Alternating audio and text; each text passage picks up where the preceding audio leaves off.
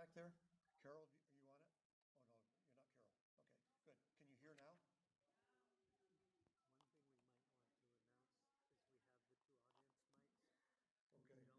How's that? Better? Okay. There's 2 audience mics, But no runners. but so far we don't have any runners unless somebody would like to volunteer. But the mics are right there on that that wall, whatever you want to call it. And in that case, people will have to just pass them around. And if that's the case, then you have to pass them around, unless somebody would like to be a runner. Okay, so a couple of announcements. Leanne Harper, who is our representative, will be here approximately noon. She wants to take advantage of the free lunch. We have the best meal in the county. The best meal in the county, right. When we do get into debate, I would like to remind everybody that whoever makes the motion has the right to speak first, and then the floor is open for other debate. I would request that people keep their comments to under 3 minutes. Once you have spoken, you don't get a chance to do it again until everybody else has spoken, and then we can come back for another round. That's the way it's fair. Other than that, I don't have a whole lot to say. Everybody knows where the exits are and the restrooms. There's coffee and donuts out there, courtesy of HCA. Thank you very much. And Now you have to use your gavel. And I guess we can start. We can do this. All right. The legal voters of the town, how come I just went down? At this point, I would like. Hang on. Right, I would like to invite all the voters and all the residents of town to stand up and offer a standing ovation to our dedicated moderator for many, many decades.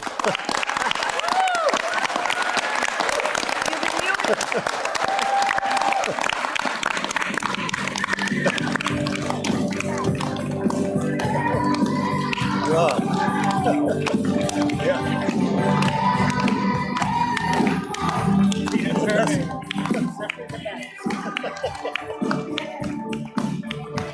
You guys are a piece of work.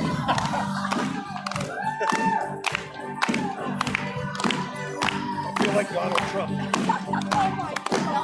Basically, everybody's getting their wiggle in before they sit, right?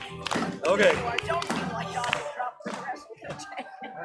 Jim's ready to have the meeting. Must be that one. That's why the mic went dead. Yeah. Cut that guy right off. All righty. Well, thank you very much. And this is a real honor to be featured in the town report. And, if you wonder why this is accurate, it's because it was done by my roommate.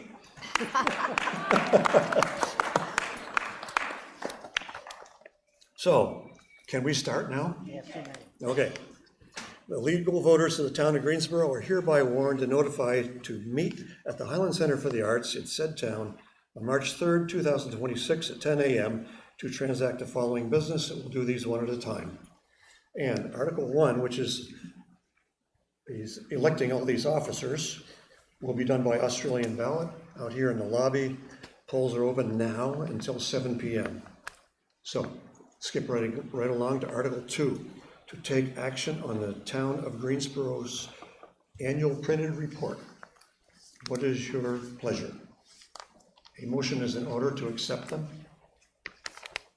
So moved by Larry Lumsden. Is there a second? Second by Mike. Okay, floor is open for discussion. Larry, you want to speak to it? Nope, guess not. Okay, Jennifer. Let's do some microphones somehow. Maybe Mavis could do that. Thank you. Apprentice moderator, you get one. Moderator in training. I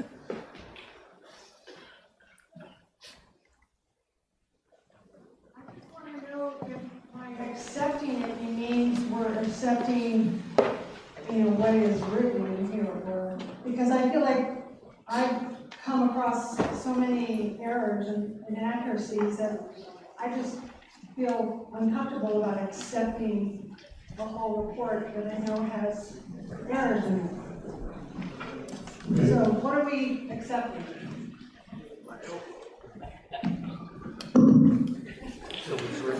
So this would be a good point, good time to correct those errors, okay?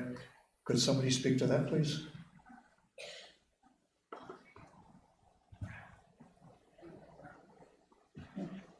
I'm reading this as saying to take action on the town of Greensboro annual printed report. I don't see to accept at this point.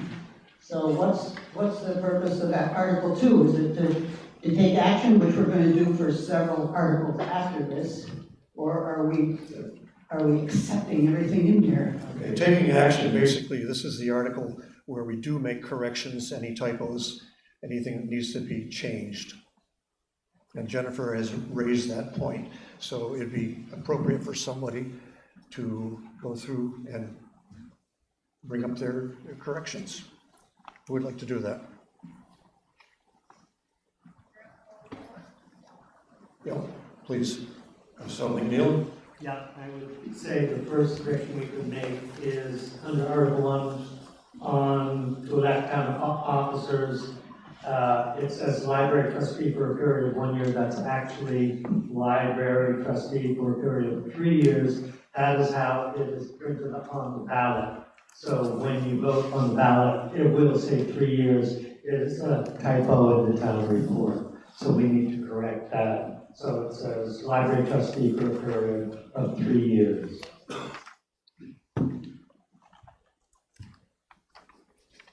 Are there other corrections, Gary? Yeah, Gary Sakata. There's too many things for me to correct. I'm not going to do that here. I sent the memo around yesterday. If you haven't seen it, I hit the highlights. I think we don't have to take action on this. I think we should probably change the words in the future to say to consider the town report. I don't think there's any action required.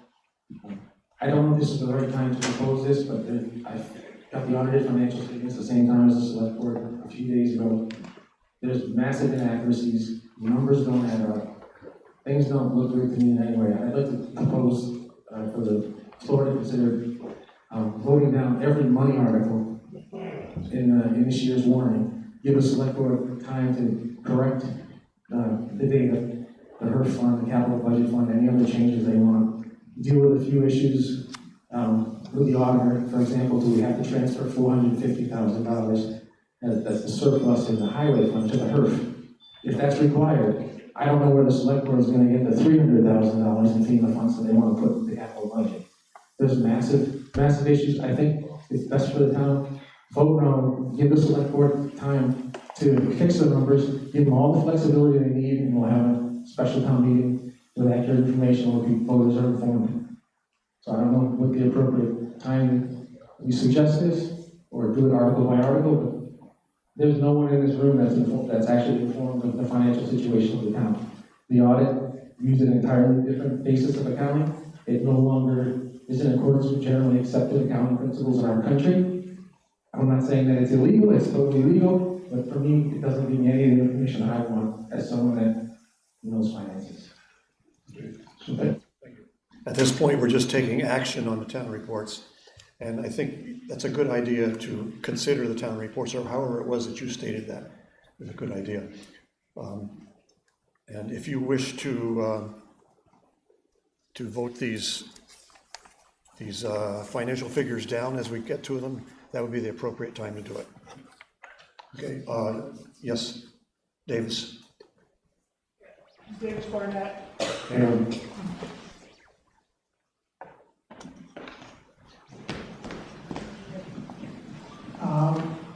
As some of you may know, that the audit came in on the 26th of February, and I don't think that's typically, you look at your past year actuals, and then you work from there when you go into a budgeting process. So that isn't a lot of time for anybody that was working on the budget to really know what's going on in the financials. I propose that we step back, take a deep breath, and rework the budget based on the new information we have, as well as information that Gary has found where there's some inconsistencies and some big numbers are involved. I think we would all feel a lot better if we felt that the budget balanced, that everything made sense, that we knew where the money is coming from and going to. Because otherwise it seems silly to move forward. Thank you. If you were proposing that we not consider passing the budget, that would come up in Article 9, and you can have that as a discussion then. Would that make sense? Sure, any financials involved, I'm concerned about. Thank you. Okay. And as I said to Gary, if you want to change any of the finances during the meeting, that would be the time to do it at those individual ones. Any other discussion about the town report? Any other corrections that you want to make? Yes, Jennifer. There was an email that went around this morning saying, why wasn't all this brought up earlier? Why weren't budget meetings attended to? I did attend almost all the budget meetings, and for once, on this subject, I totally agree with Gary and Renee. The FY25 audit arrived last Thursday, as was mentioned. I read it over the weekend and I was shocked. The accounting methodology was changed. By whom and why?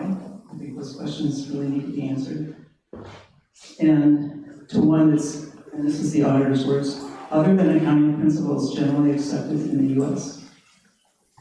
There's no longer visibility on most of our assets and liabilities, as was in the previous audits. The adjusted balances do not agree with many of the reports in our town report. So comparisons to FY25 are meaningless, as are the assumptions in the HERF and the capital budget, of which I participated, and John as well. I don't see how we can vote in several articles in this with this level of confusion, so please don't shoot the messenger through the reports. Other comments on Article 2? Yeah, Nancy Riga, way up here. Yep.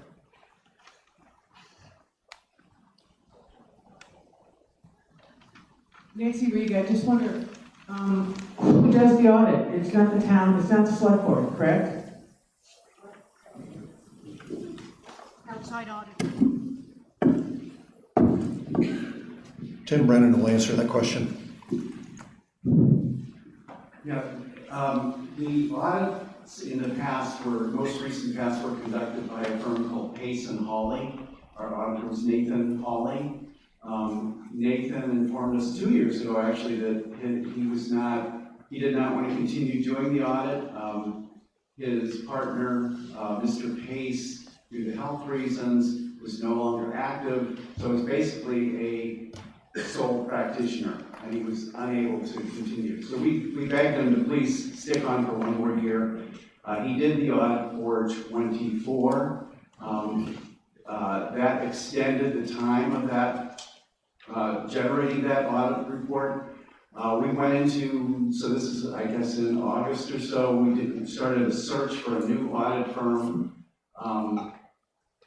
Nathan recommended 3 firms. I contacted another 6. The answer from all the auditing firms that we contacted was that we are too busy. We cannot take on new clients. By the way, this is a national problem. One of them said, yes, we can do it, and that was Sullivan and Powers. They are a leading firm in Vermont for doing municipal audits.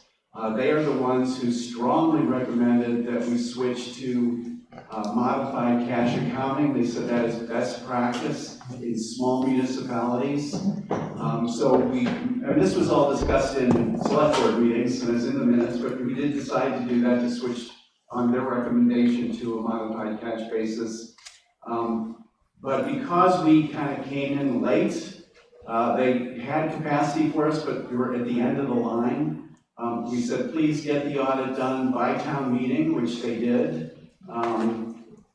Going forward, we will work with them to move it up and get it done much sooner. I'm not making any promises, but certainly, before we had it done this year. And just quickly, one comment to Jennifer.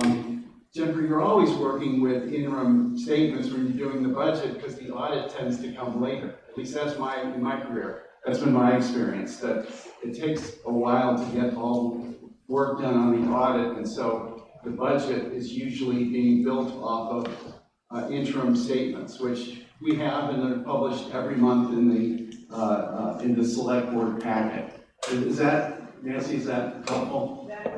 That's really helpful. I have one more comment, is that in this world, there's a lot of people that aren't working and aren't volunteering to do this work that we need to do the audit. So they have trouble finding somebody. Same thing happened with appraisals for the houses in town. We need to consider that the world is lacking workers for some reason. And let's not attack the select board because of this. That's all I want to say.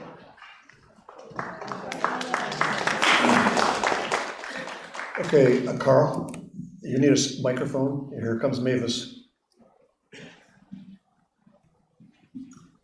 Carl Stein. Tim, can we move on from this and if there's further discussion, have it on when Article 9 comes up? Certainly, but right now we're taking action on the town of Greensboro's annual report. Are you ready for the question? And the question is to accept it, basically. And it really isn't going to make any difference whether you accept it or not, because we're going to continue anyhow. So all in favor of Article 2, will please say aye. Aye. Those opposed will say no. The ayes appear to have it, which is an appropriate thing for me to say. The ayes do have it, so we will continue. At this point, we're going to stop. We're going to pause for the annual Greensboro Award. And I'm going to turn the stage over to Mike Metcalf. Thank you, Jim.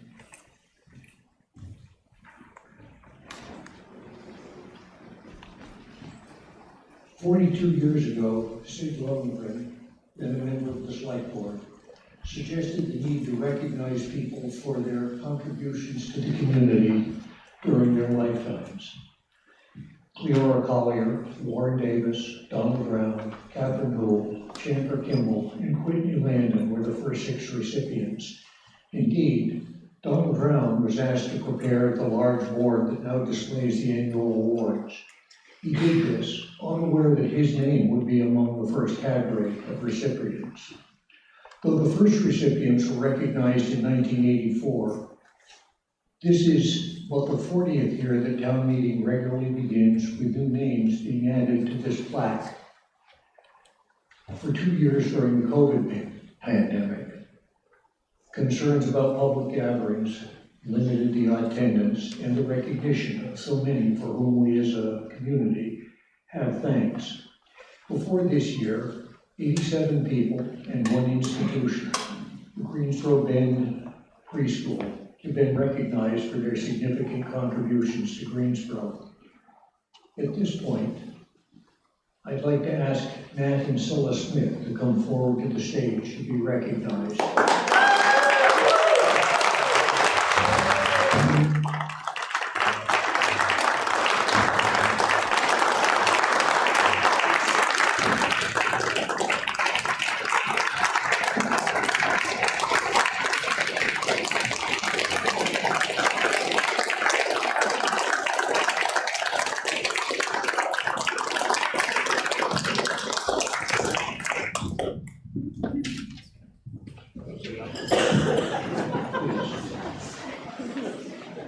Nat and Scylla met when Nat was teaching math at Village Andover Academy, and Scylla was a school counselor and associate dean of residence at the prep school. Both have been long-term contributors to their communities. At that time, Nat was president of the Andover Village Improvement Society, in which he led the cleanup of the nearby Shawshene River. Scylla, for several years, compiled the annual Green Sheet, a calendar of summer events here in Greensboro, often bicycling around the town to gather details for what was then a printed paper. Today it's now posted online and still called the Green Sheet by those of us with long memories. For many years, Nat was secretary of the Greensboro Land Trust. Regular meetings of the group were often hosted by the Smiths at their home on Breezy Avenue. Being handy in his workshop, Nat made signs for some of the land trust acquisitions and does needed carpentry repairs on the family camp in Aspenhurst. Scylla has been the spark plug of the Greensboro Walking Ladies for several years. Nat makes coffee and Scylla hosts weekly gatherings of the group after the Friday walks during the winter. She also organizes and leads the Bone Builders group that meets twice a week at Fellowship Hall. Nat was president of the Mountain View Country Club 25 years ago, where he is currently the czar of men's scramble. That's a term that I got from the leadership. He is also the long-term vice chair of the Town Development Review Board, and he has served on the board of the Greensboro Fire District Number 1, that's the local waterworks, and on the board of the Hardwick Electric Department. Scylla is a church deacon and former trustee of the United Church in Greensboro Village. She arranges flowers weekly for Sunday services and can regularly be found helping with pancake breakfasts and church suppers. 5 years ago, with the start of the COVID pandemic, she led some of the walking ladies to post emergency flyers on the doors of camps around the lake. Nat organizes weekly bridge games for several elders. With the pandemic, he moved the bridge games online. There are now people playing regularly both here in Greensboro and in several other states. There's a picture several years back in the Hardwick Gazette of 4 90 years old playing cards. Scylla is listed in this year's annual town report as the town game tree warden. And in a winter like this, when you drive up Breezy Avenue after a regular snowfall, you may well see her shoveling snow from the walk next to their garage, opening the way for the walking ladies group to come in for coffee. Congratulations.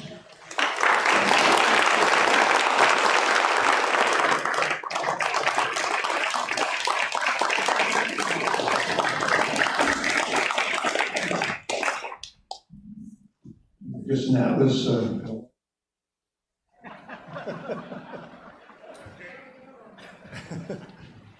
okay, we'll continue on. Article 3.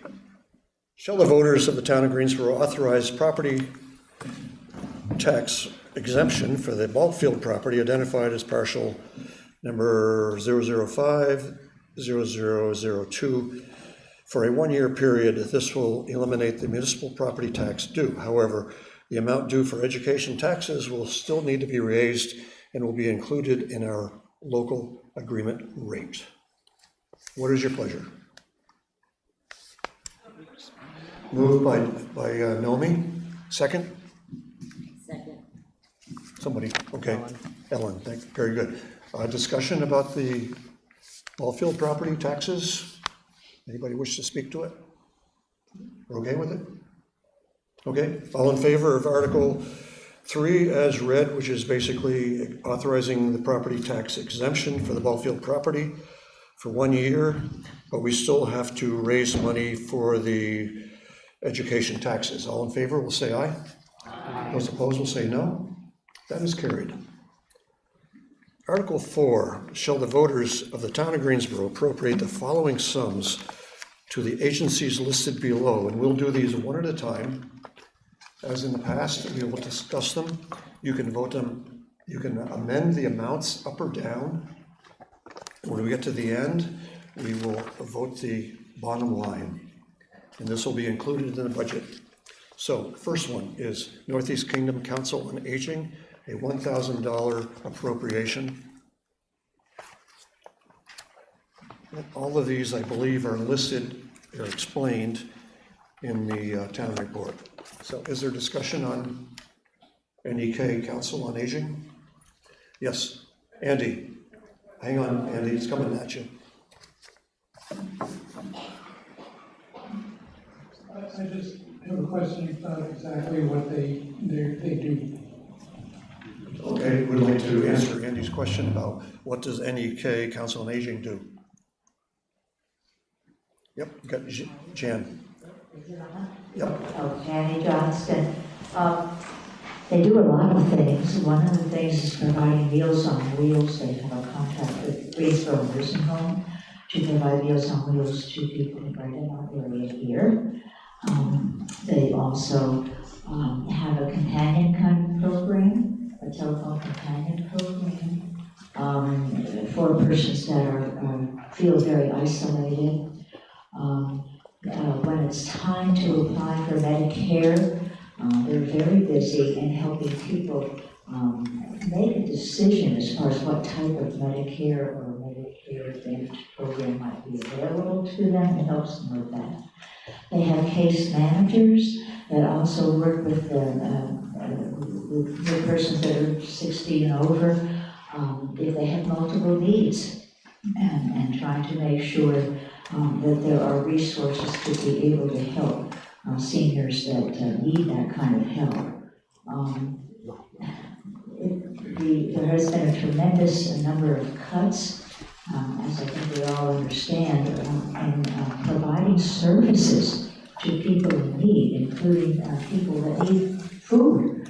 And so the Council on Aging is reaching out again for finding more financial resources to help those in need. It's a well-established organization within our Northeast Funder, and they provide a lot of help and care. They also have caregiver kinds of seminars and resources to help persons that are trying to care for persons that are of older age, also to provide support in that way as well. And that's just a few of the things they do. They also deliver pet food. Really, again, for persons that are in need that find such support in a pet, but they may not be able to afford the food. There are arrangements made through Council on Aging to deliver pet food, so that the person who is alone at least has a comfortable and comforting companion.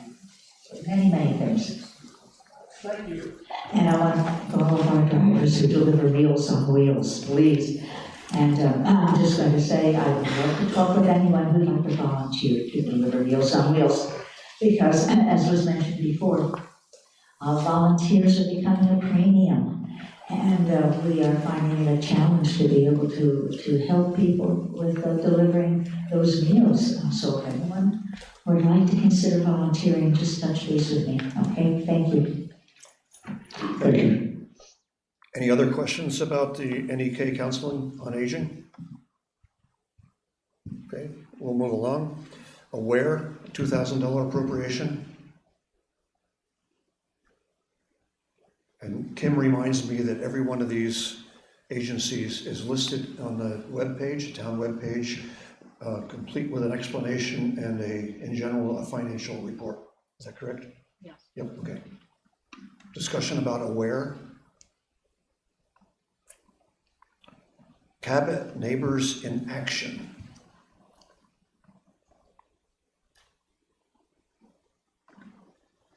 Any questions? Okay. Caledonia Home Health, $1,350. Don't everybody speak at once. This is the time to discuss them. Clarina Howard Nichols Center, $1,500. Yes, who's that, Lisa? I'm just wondering what they do for the Greensboro residents. Okay, who can speak to that?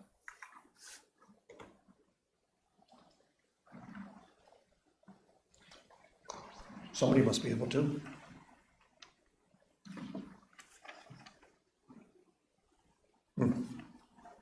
Oh, Mavis? I don't know a whole lot about them, but I remember researching them a few years ago just because I didn't recognize the organization. They, similar to Aware, provide support for people experiencing domestic violence. Okay. Does that answer your question, Lisa? So it's a duplicate of Aware, is that what I'm understanding? Her comment was, is it a duplicate of Aware? And I know it's not the same company, but services are the same? Yep, okay. Carl? Or Christine? Okay, hang on, Christine. Mike's coming. What's that? Okay. Clarina Howard Nichols Center, in their promotion and request for the town, wasn't able to tell us how many people in town they served. I think that we're already doing what they're doing with Aware on a more local basis. So I would propose that we rescind the $1,500 for Clarina Howard Nichols Center because we're using Aware for our domestic violence services for our local families. Okay, is that an amendment to the motion? I believe it is, to rescind the $1,500. Is there a second on that? There's a second from Andy. Okay, discussion on the amendment, which is to drop this from $1,500 to zero. Christine, you want to speak to it first? Okay, Penny? It is my understanding from being in a situation to use Aware, that Aware at this point does not have the shelter, the physical shelter, that Clarina Howard Nichols can provide for families experiencing domestic violence. And I think the two cooperate mightily between the two towns to assist anybody that needs to go someplace and pay for it. So I think it's not true that we should pull it from one and just help the other, because Aware is, as far as I know, is just developing a shelter, and I tried to work with them for Toys for Christmas recently, and they said, well, we're not quite up and running yet, and we have only people from Massachusetts. So I think Clarina Howard Nichols and Aware need our support. So, whatever you want to vote. Okay, Bobby? I would agree. You're on. I would agree with Penny that the few encounters I've had with Aware, the Clarina Howard Nichols Centers has a much more sophisticated program for finding shelter for people. They provide them with cell phones that are, because they come with a bad person, they come with a cell phone and they give them something new, so that the person that was does not have their phone, so they have a way of contacting people without having the abuser know who they are, where they are, and what their phone number is. So I think that, as Penny said, and I agree, the two work together. And I think if you watch the numbers in the Harvard Gazette, I don't think a week goes by where they're not serving 12 to 20 people a week through Aware. And it's a problem. We think that houses look nice, the lawns are beautiful, but we don't know what's going on in that house. And to have the support for the women or men, and there are men that are being abused, I think it's important that we have this support for them through both of these agencies. Where's it located? Okay. Other comments on Aware, on Clarina Howard Nichols? I'll say something. Okay, Judy? I heard a question of where it is. It's in Morrisville, which in a way is sometimes an advantage because someone who's being abused may need shelter not right in their neighborhood. So as far as Greensboro residents goes, it's not important until you need it, and when you need it, you want it to be there. Peter? They provide an amazing service, and if only one person is served by that, I think it's a small price to pay for something in the greater community. Other discussion? Are you ready for the question, which is on the amendment to drop it from 1,500 to zero? All in favor of that amendment, which in essence would eliminate the $1,500 appropriation to the Clarina Howard Nichols Center. All in favor of amending that to drop that to zero, please say aye. Those who are not in favor of amending it, please say no. No. The noes appear to have it. So it stays at $1,500. Good discussion, thank you. Craftsbury Community Care Center, $10,500. Discussion. Seeing none, we'll move on to Craftsbury Saplings, $500. Yep, Andy? hang on. Nobody speaks unless they get a mic. Wondering what we do. Okay, the question is, what is Craftsbury Saplings? Judy? I can speak to that because I'm a part-time employee there.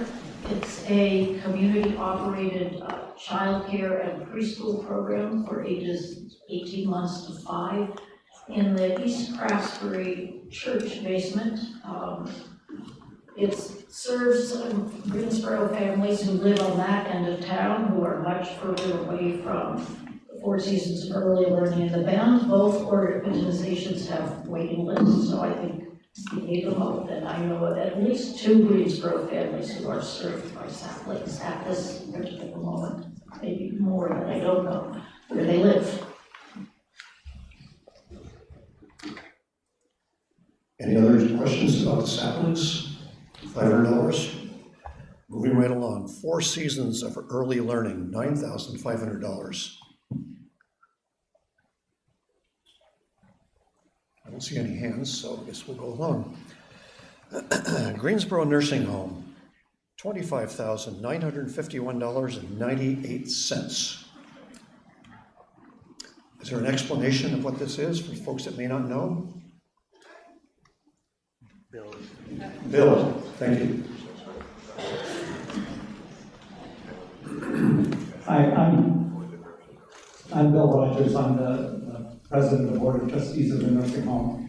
And for many, many years, the town has appropriated funds equal to the amount of our property taxes because they can't eliminate, they don't have the authority to remove our taxes. Because the request for appropriations is due long before the amount of the tax is known, there's no really good way to decide on the appropriation amount, so we decided to just use the amount taxed the previous year. So this is the amount we paid this year. If we get that amount of appropriation, we'll have to cover another $1,000 or $1,500 probably from operating funds, but we don't know what the tax will be in the future, so that's why it's a very specific number. It's the taxes we paid last November. Okay, questions for Bill? No? Okay, so I see Jed, there you go. Yeah, I'm sorry, I'm a little late here. I just was curious about the amount of money that is being asked by either the Saplings versus the Four Seasons Care Center. It's such a big difference. Is it because of the amount of kids being served, the amount of time that they're there, the kinds of programs? Just a little bit of explanation on that. Somebody knows that. Well, again, I'm not an expert on the budget. Craftsbury Saplings is in Craftsbury. I suspect they've asked a much larger donation from the town of Craftsbury. One thing that Four Seasons of Early Learning does is it also takes infants, which Craftsbury Saplings is hoping to do in the future, but is not yet able to do. So Four Seasons of Early Learning is our local that serves most of Greensboro.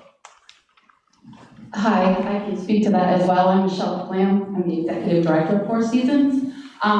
We have asked this amount of money for the 15 years that I've been the Executive Director there. Essentially, it helps pay the taxes, the property taxes that we pay to the town, which before we tore down the building and purchased the property next door was around $5,000. This year, don't quote me, but I think it was near $3,000.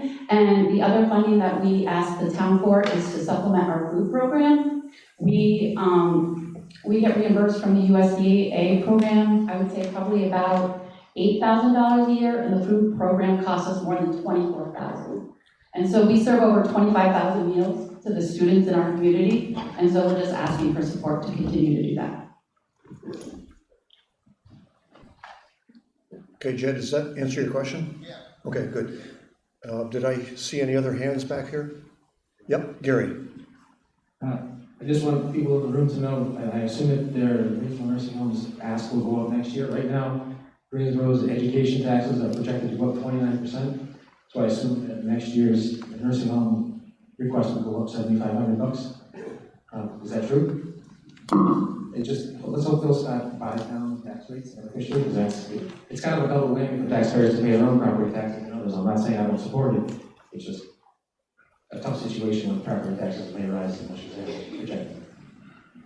As everyone knows, the town has, excuse me, the town has no information on what our tax rate will be. The state is still working on that.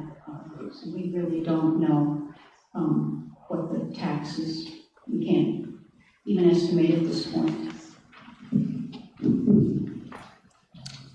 Okay, further questions, and it's okay to jump around on this, I don't have a problem with that. Is there, Bobby, yep? Are we still talking about the nursing home? We can talk about the nursing home, yes. Please. Jumping around so much. I think years ago, it was, and Bill, correct me if I'm wrong, that the taxes were abated for the nursing home. Taxes were abated for the nursing home. And then it just, somehow, somewhere, some way, it turned into this. So what this is, the nursing home pays the taxes and then it's reimbursed because of this. I would like to support this because it is crucial that we have care for our elders. And Bill and the board have done a tremendous job in bringing the nursing home to a point where there's good staffing and good care.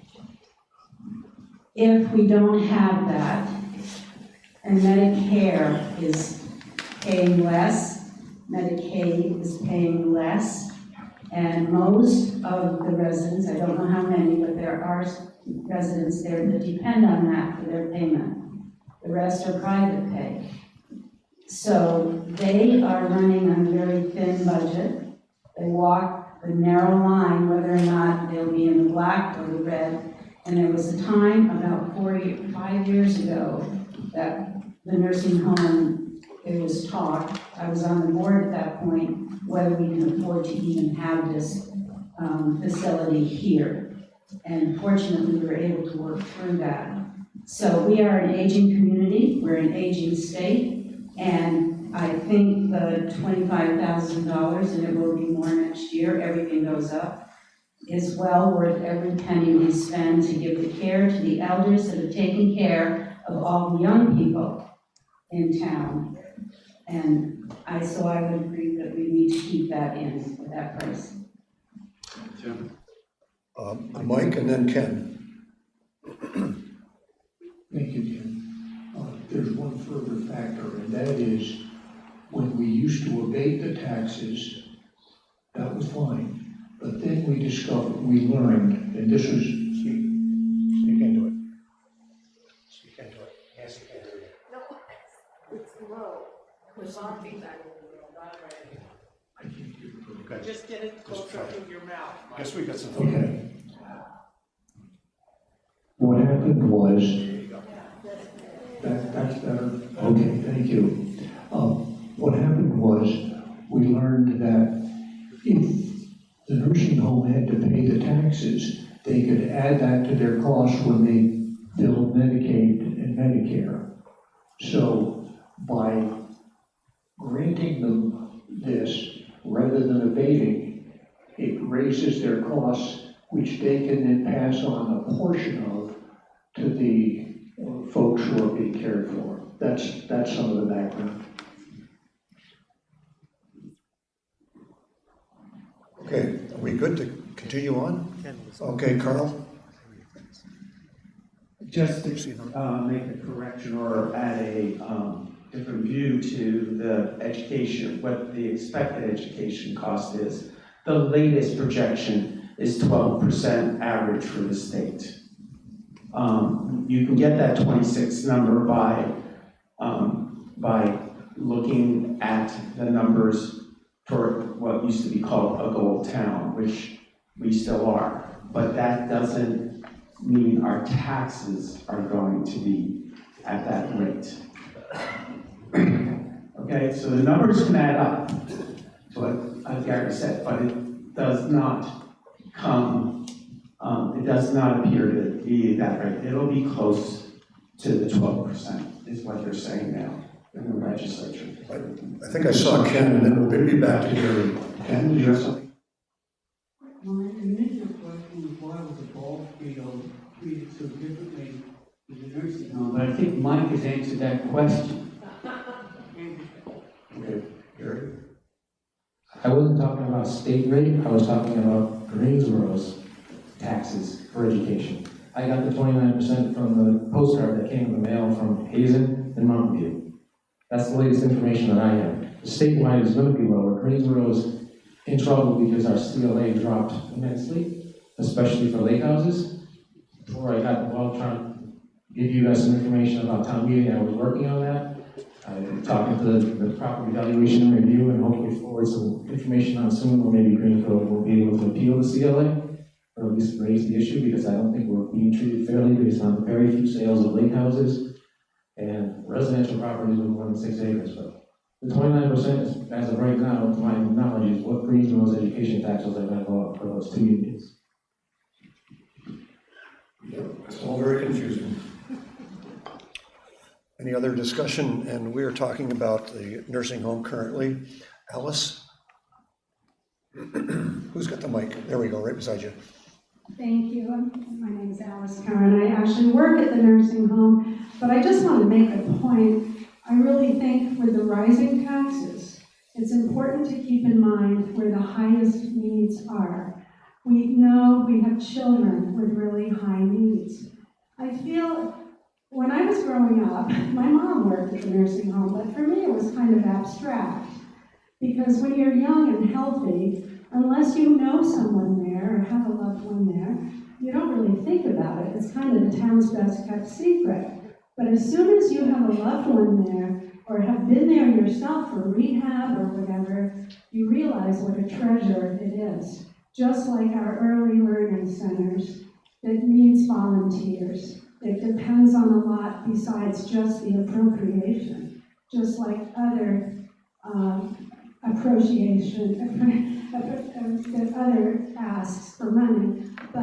And I think that when we're considering passing all of these requests, we need to think, how many people are we helping? Who are we really helping? And is this a great need, or is this maybe something that is really nice and really good, but is it really a great need? And believe me, if you've ever taken care of an elderly person who is not able to do much for themselves, you know, this is a great need, and I hope you'll support it.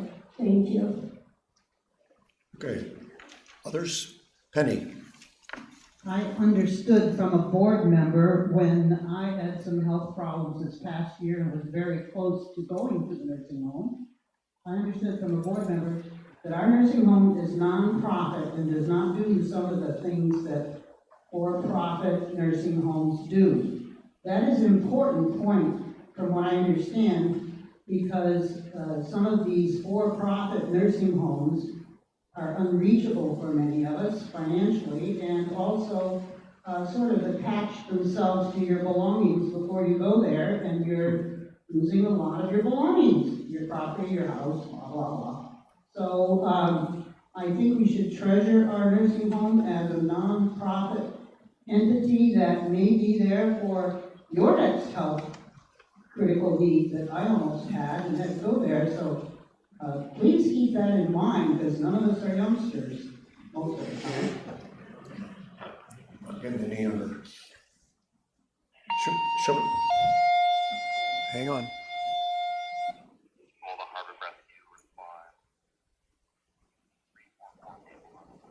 Okay. Don't worry, it's not in Greensboro. Okay. Should we move on? The Greensboro swim program, $4,000. Questions? Anybody wish to advocate for it? Advocate? Yep, Liz Baum. I can advocate for it. The swim program is a program that we've had in Greensboro for many generations. We have continue to be successful. We really support the GA who's helped to make it free to the community as well as the town's ongoing generosity and also private donations. We have flyers, we have registration open for anybody's children or grandchildren or whomever. So we really appreciate all the support we received from the town over the years. Swimming? Yes.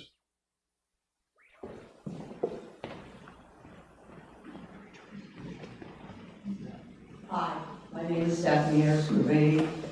I was a water safety instructor for the Red Cross in the early 70s, and I have to tell you that I was saddled for the first summer with 90 beginning swimming students. They were all 6 years old. I had to get them through their lesson in 2 hours. You cannot ask a 6-year-old to sit down. You must know that child's name. So what I want to say is that it's come to my attention recently that a number of adults do not know how to swim. It is crucial to learn how to swim. We have a lake. Thank you.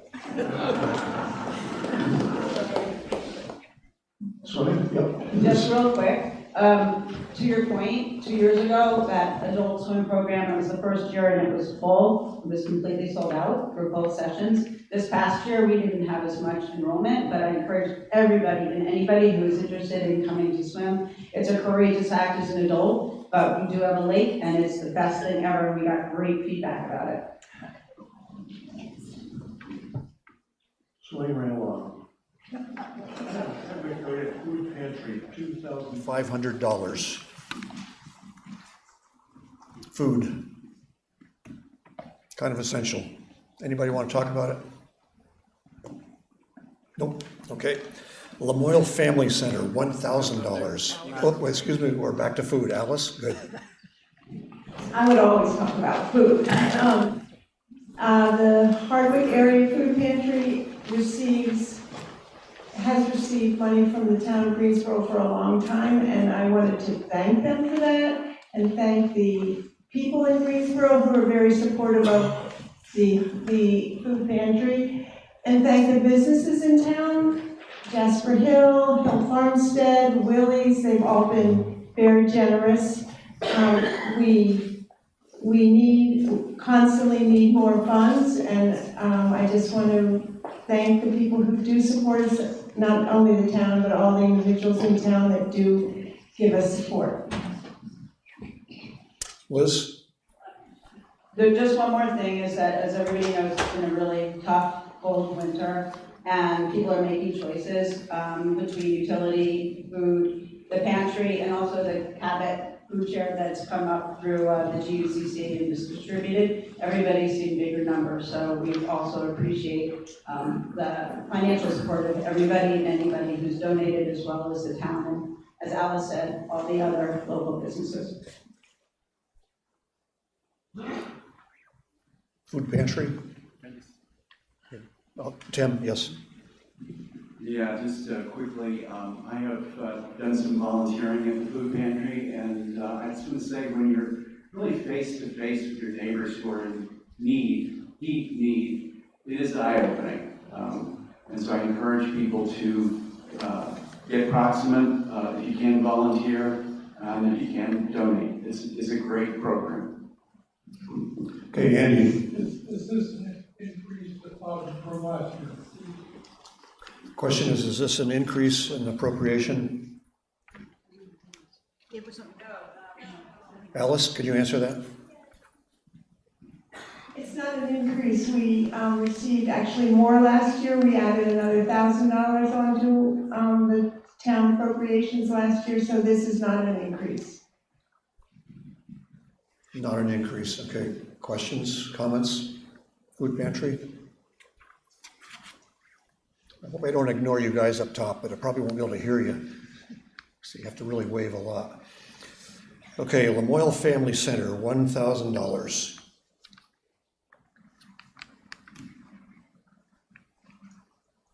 No comments? Northeast Kingdom Human Services, $1,524.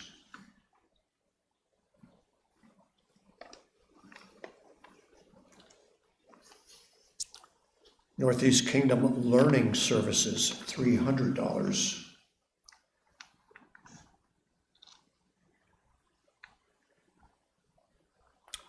North Country Animal League, $600.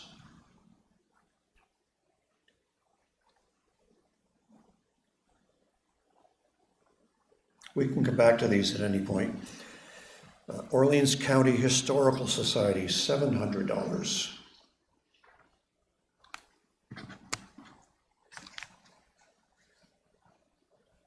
Orleans County Citizens Advocacy, $800.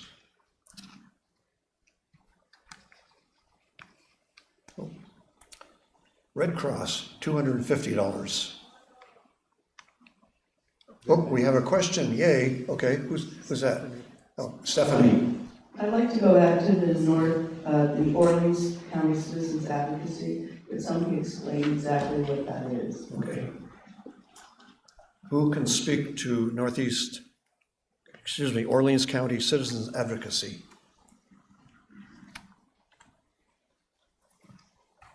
Anybody? Yep, good, Jen.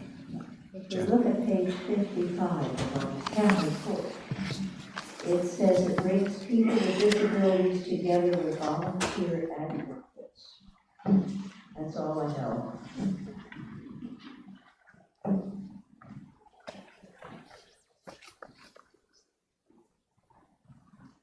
Page 55, the lower third, brings people with disabilities together with volunteer advocates. Anybody can explain anything more than that? Yes, Tim. I think everybody knows, but this year we did an application process to encourage more accountability of these organizations to the town. So each organization submitted an application, and theirs says, Greensboro and all Orleans County residents benefit from the services provided having inclusive programs, case management, support services, and resources made available to any individual and or family of those with disabilities, both visible and invisible. Most recently, we added access to our emergency food pantry in the face of federal budget cuts, to SNAP program, and funding to local pantries. Thank you. Okay. Next one was Red Cross, $250.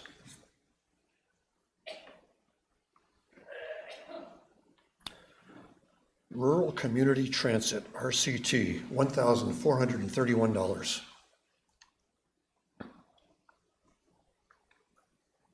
No comments. We do have a comment. Good, Jennifer. Increase over last year. Can you explain that? There were only 2 or 3 that were increased over last year, and this is one of them. Did they explain in their application?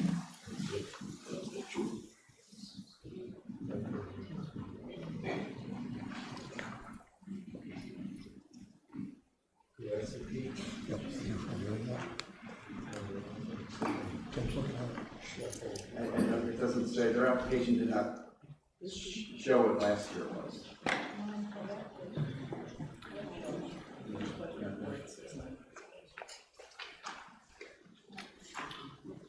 So the question was, did they explain why they are asking for more, I believe?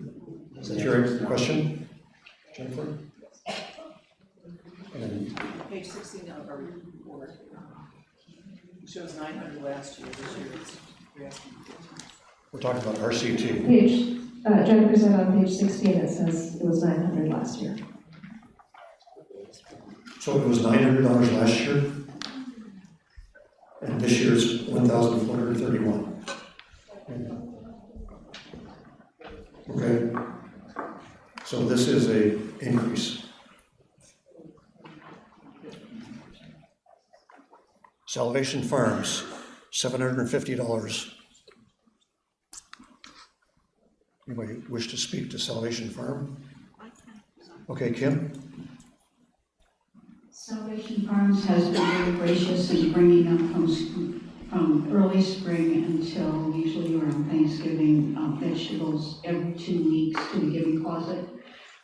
It's summer produce, it's winter long lasting, other things besides produce. We've gotten Jasper Hill cheese, and it's available the days that the giving closet is open, and it's usually taken before the second week comes around and they deliver again. So there is a hungry for food in there, delivering tons of vegetables and other foods to us.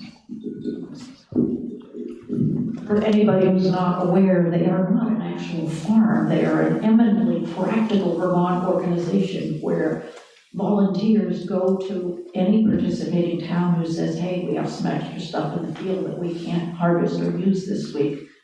And they salvage amazing amounts of food, which they provide here and at schools and at child care programs. So that's what Salvation Farms is. Okay, Tim? Sorry, I just wanted to jump back to the question about rural community transportation. Their application says, please know that we've adjusted our appropriation request to reflect the level of service your community receives, using a formula of $1.50 per ride based on the average number of rides provided to your town over the past 3 years. So like the answer is there's more use by Greensboro residents. That's what I want to know. Thank you for that. Okay, so we're talking about Salvation Farms, $750. It's been explained what it is, what they do. Vermont Center for Independent Living, $210.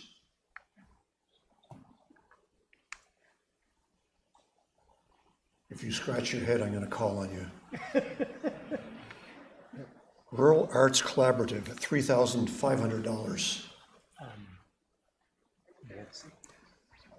Yep, Nancy? Is it a increase from last year? Same as last year. I guess I would like to ask, what does it serve? I know it used to be a long time ago Wonder Arts, Wonder and Wisdom, and it's changed names and it's done a lot of things, transitions. It does a lot of good things for Hardwood kids, Craftswood kids. They live out of the Greensboro Church. The organization does. I'm just curious if we need to get anything anyway. That's a whole question by itself. What it serves for. Okay, Beth, is that right? Yep. Beth Meacham, I work for the Rural Arts Collaborative. We serve children across our school districts with an after-school program, free of charge. We run a summer program for children, free of charge, which takes place at Hazen. We run an intergenerational program bringing seniors and children together.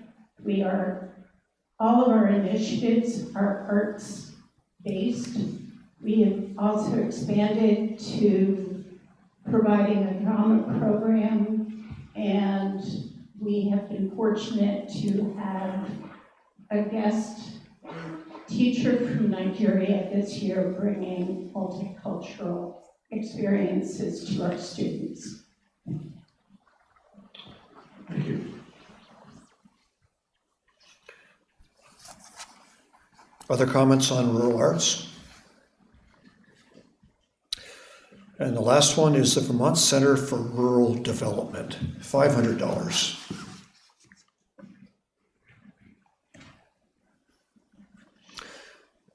Okay, would you like to go back and revisit any of these? At this point, we have not changed any of them. Okay, ready for the question? The question is, shall the voters of the town of Greensboro appropriate the following sums to the agencies listed below? We'll run through them. Northeast Kingdom Council on Aging, $1,000. Aware, $2,000. Cabot Neighbors in Need, $650. Caledonia Home Health, $1,350. Clarina Howard Nichols Center, $1,500. Craftsbury Community Care Center, $10,500. Craftsbury Saplings, $500. Four Seasons of Early Learning, $9,500. Greensboro Nursing Home, $25,951.98. Greensboro Swim Program, $4,000. Hardwick Area Food Pantry, $2,500. Memorial Family Center, $1,000. Northeast Kingdom Human Services, $1,524. Northeast Kingdom Learning Services, $300. North Country Animal League, $600. Orleans County Historical Society, $700. Orleans County Citizens Advocacy, $800. Red Cross, $250. Rural Community Transit, $1,431. Salvation Farms, $750. Vermont Center for Independent Living, $210. Rural Arts Collaborative, $3,500. Finally, Vermont Center for Rural Development, $500, for a grand total of $71,016.98. Would you like a voice vote? If so, all in favor of this article as read, say aye. Aye. Those opposed, say no. The ayes appear to have it, and the ayes do have it. You have passed that. Okay, Article 5, shall the voters of the town of Greensboro approve the following special appropriation requests listed below? One at a time. First one is the Greensboro Conservation Commission, $3,000. Chris Steele. Yep, Chris. Thank you, Chris Steele. I'm Chair of the Greensboro Conservation Commission. Just to run through what we used your allocation for last year, most of our money went towards the pollinator bed in Greensboro Bend at the trailhead. We've initiated, with Joanne Hanowski's leadership, an adopted culvert program to support the road crew. We've cleared with volunteer support some 230 pounds of debris from culverts in Greensboro last year. You'll hear more about our anticoagulant rodenticide article later. Jane Hoffman has been leading that. We encourage you to support that. We have an annual wildlife program here at the HCA. It was very successful this year on moose. This coming year it will be on bats. We meet our spring bird walks every year. Those will continue. We're working with the Land Trust to update our natural resource inventory in support of the town plan. We have a neighborhood watch program looking at wildlife in Greensboro, understanding and helping our citizens with wildlife cameras on their land. We continue our work on invasives management, particularly knotweed, and all of which these programs we're looking to continue next year. We're also looking at working with an organization to encourage volunteering and help you all support us in our work. We need that help. Thank you. Questions for Conservation Commission? Yes, Carol. Hi, Carol Fairbank. Chris, I'd like to ask, if we do appropriate this $3,000, is it possible that part of that will be paying for an application of glyphosate on the two knotweed areas that feed into the Lamoille watershed and the Caspian Lake watershed? As I said, we've done a lot of work in invasives management and exploring the best way to address the challenge of invasives. The standard conservation practice, which we follow and consistently in everything we do, recommends that for certain types and locations of knotweed, a stem injection method of glyphosate is recommended as being the most effective way of removing that invasive species and moving to a pollinator habitat that encourages our native plants and pollinators. We will continue as a Conservation Commission to follow best practices in everything we do. I would ask for further discussion on whether that is the best practice, because I have been following a very extensive conversation that's been happening that does offer a lot of other best practices that are not quite as toxic. And I personally would not support providing funding to put this poison right next to our watershed in our pollinator pathways. Okay, Nancy?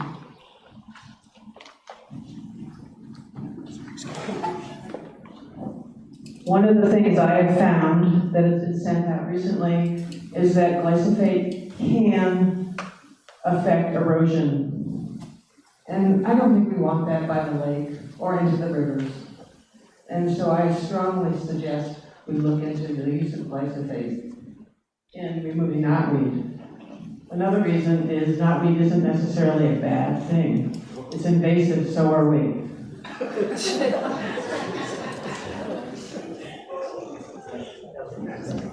Okay, Ellen, use the mic.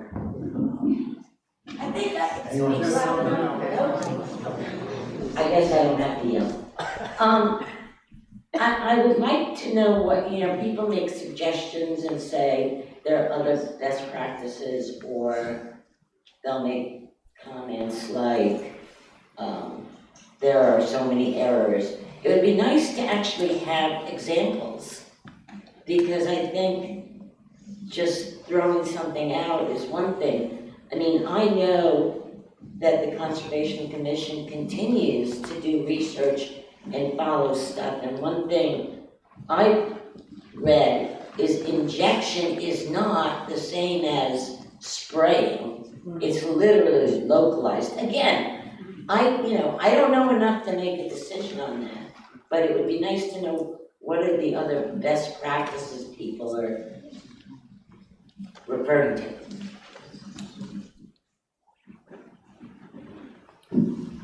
Nancy? Needs to be, in my mind, it needs to be further discussed before we appropriate any money to the use of glyphosate in this town. That doesn't mean that I say no to $3,000 to this group, but I do say no to glyphosate in the soil, injection or spray or whatever. And I don't think I'm the only one in this room that says that. So I would offer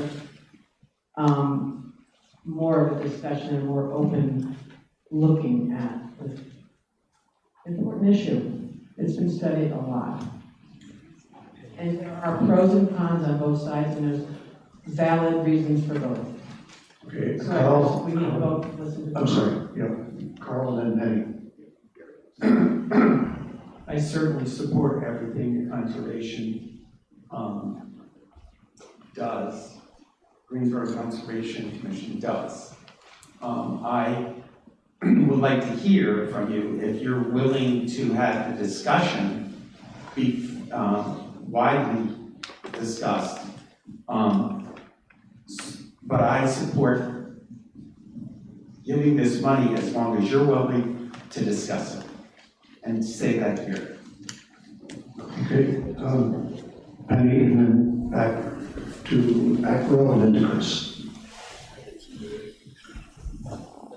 Just a second, Penny's on the floor. I've been learning this past year to be suspicious and untrusting. But I asked myself, would I do any of these jobs? Would I do the Conservation Commission? I am not able to for various reasons. And I applaud the people who are trying to do the best job they can. And I'm not saying we don't need to consider this poisoning of knotweed somehow.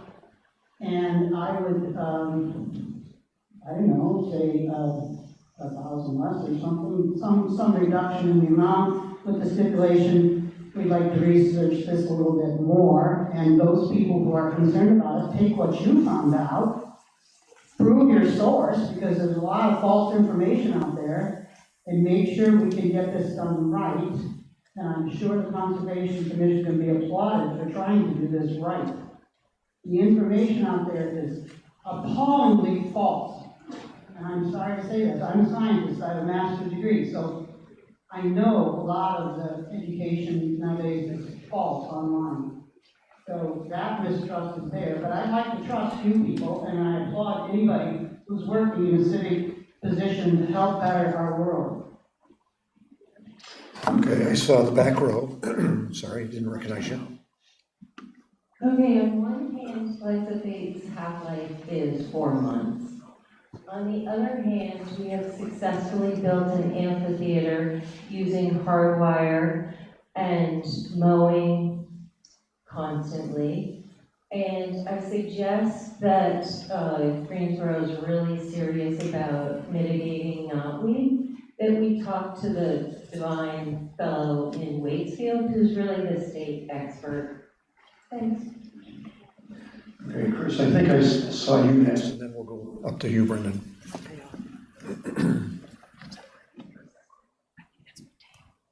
We've had discussions over the last 2 years on best approaches to manage invasives.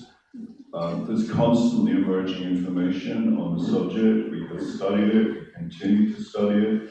We welcome future discussion, Carl. We are looking over the next subsequent Conservation Commission meetings this year and getting 1 or 2 additional external speakers beyond the public education programs we have already run in this town. So we continue to do a great deal on this to try and determine the best way forward. Mimi mentioned Waitsfield. I've been down and met with the Waitsfield Warren group down there to understand what they are doing. And yes, as we have been doing, they've done a tremendous amount with manual, hard labor. Some of those people, volunteers, are spending 3 days a week throughout the summer on it. So it's not a single solution, injecting stems in knotweed. It's part of an overall solution to address a fundamental risk to our natural habitats. And we are not approaching this lightly or flippantly. It is years of work, and we encourage you to attend our meetings to understand better what we are doing. Matteo. I just wanted to mention that there's 94,000 acres of GMO crops in Vermont that are sprayed with glyphosate.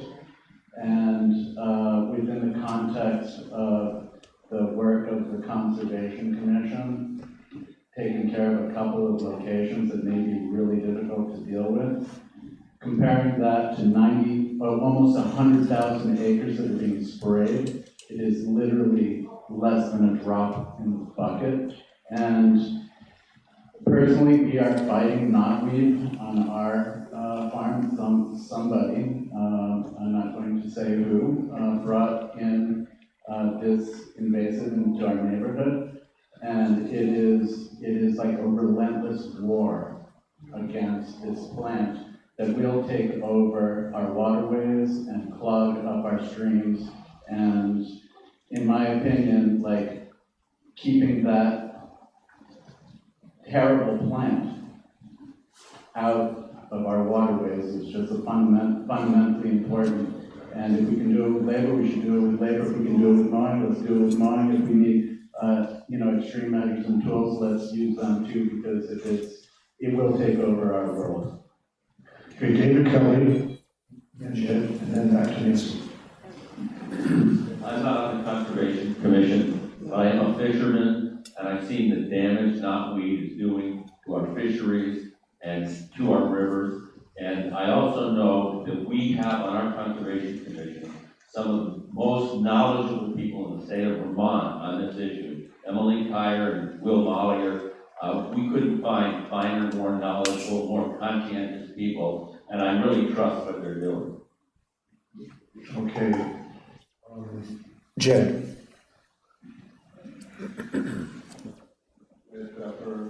So this is just a piggyback what David said. I went down to a favorite river that I had fished when we lived in Maryland, the Gunpowder River, has a very large wild brown trout population in it. And I was incredibly dismayed. I mean, I had been there the year before, and it was a relatively healthy river. But it has become like inundated with knotweed to the point where it was like covering all the trails. And it was just so radical. That was a favorite place for me to go, and somehow I lost my, desire to return because of that.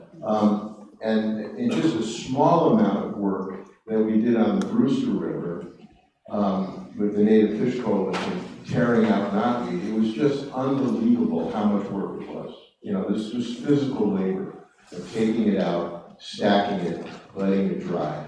So, this is a big problem, and, as much as all of us can get together to work on it, that's great.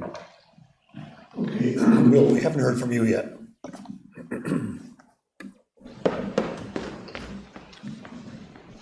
Hi, my name is Will Marlier. Many of you know me. I'm on the Conservation Commission and have spent years and years looking into the topic of invasive species, what they are, what the threat they present to our ecosystems are, and what the multiple methods of management are. I'm a member of the Conservation Commission. One thing is we use the term invasive management and not invasive removal because it tries to set expectations. These are species that are incredibly durable, that have outsized impacts on the location that they are. That it's not as simple as removal. It's not something you do in a year or two. It's something you have to go back over and over and over again and continue to manage because you can't always remove it from a site. We have employed multiple management strategies from the Conservation Commission using both mechanical and we're looking into the possibility of doing chemical as well. Some of the mechanical methods that we use are hand pulling on some public demonstration sites. And it's tough work, and we've been doing it for years already, and we will continue to be doing it for years and years into the future. That's just on one of the 2 sites that we're currently managing by hand. There are dozens, likely over 100 sites with just Japanese knotweed in Greensboro. We do not have the volunteer capacity to manage all of those threats. And when I use the term threat, I'm not trying to be alarmist. I'm not trying to say that this species is something that deserves our ire or hatred, because it's not. It didn't choose to be here. Humans brought it to this location where it did not evolve and where it has certain biochemical properties that create damage in the ecosystem it's been introduced to. We're talking about fear of chemicals in our soils. Japanese knotweed is one example of a species that has allelopathic properties, which means that it is, just by existing in a place, shooting chemicals into the soil that kill other plants. That's just happening because it's there and we allow it to stay there. If you're concerned about whether or not we have native species and a robust biodiverse landscape, I would ask you to please support the Conservation Commission in continuing to pursue a wide range of management strategies. Thank you.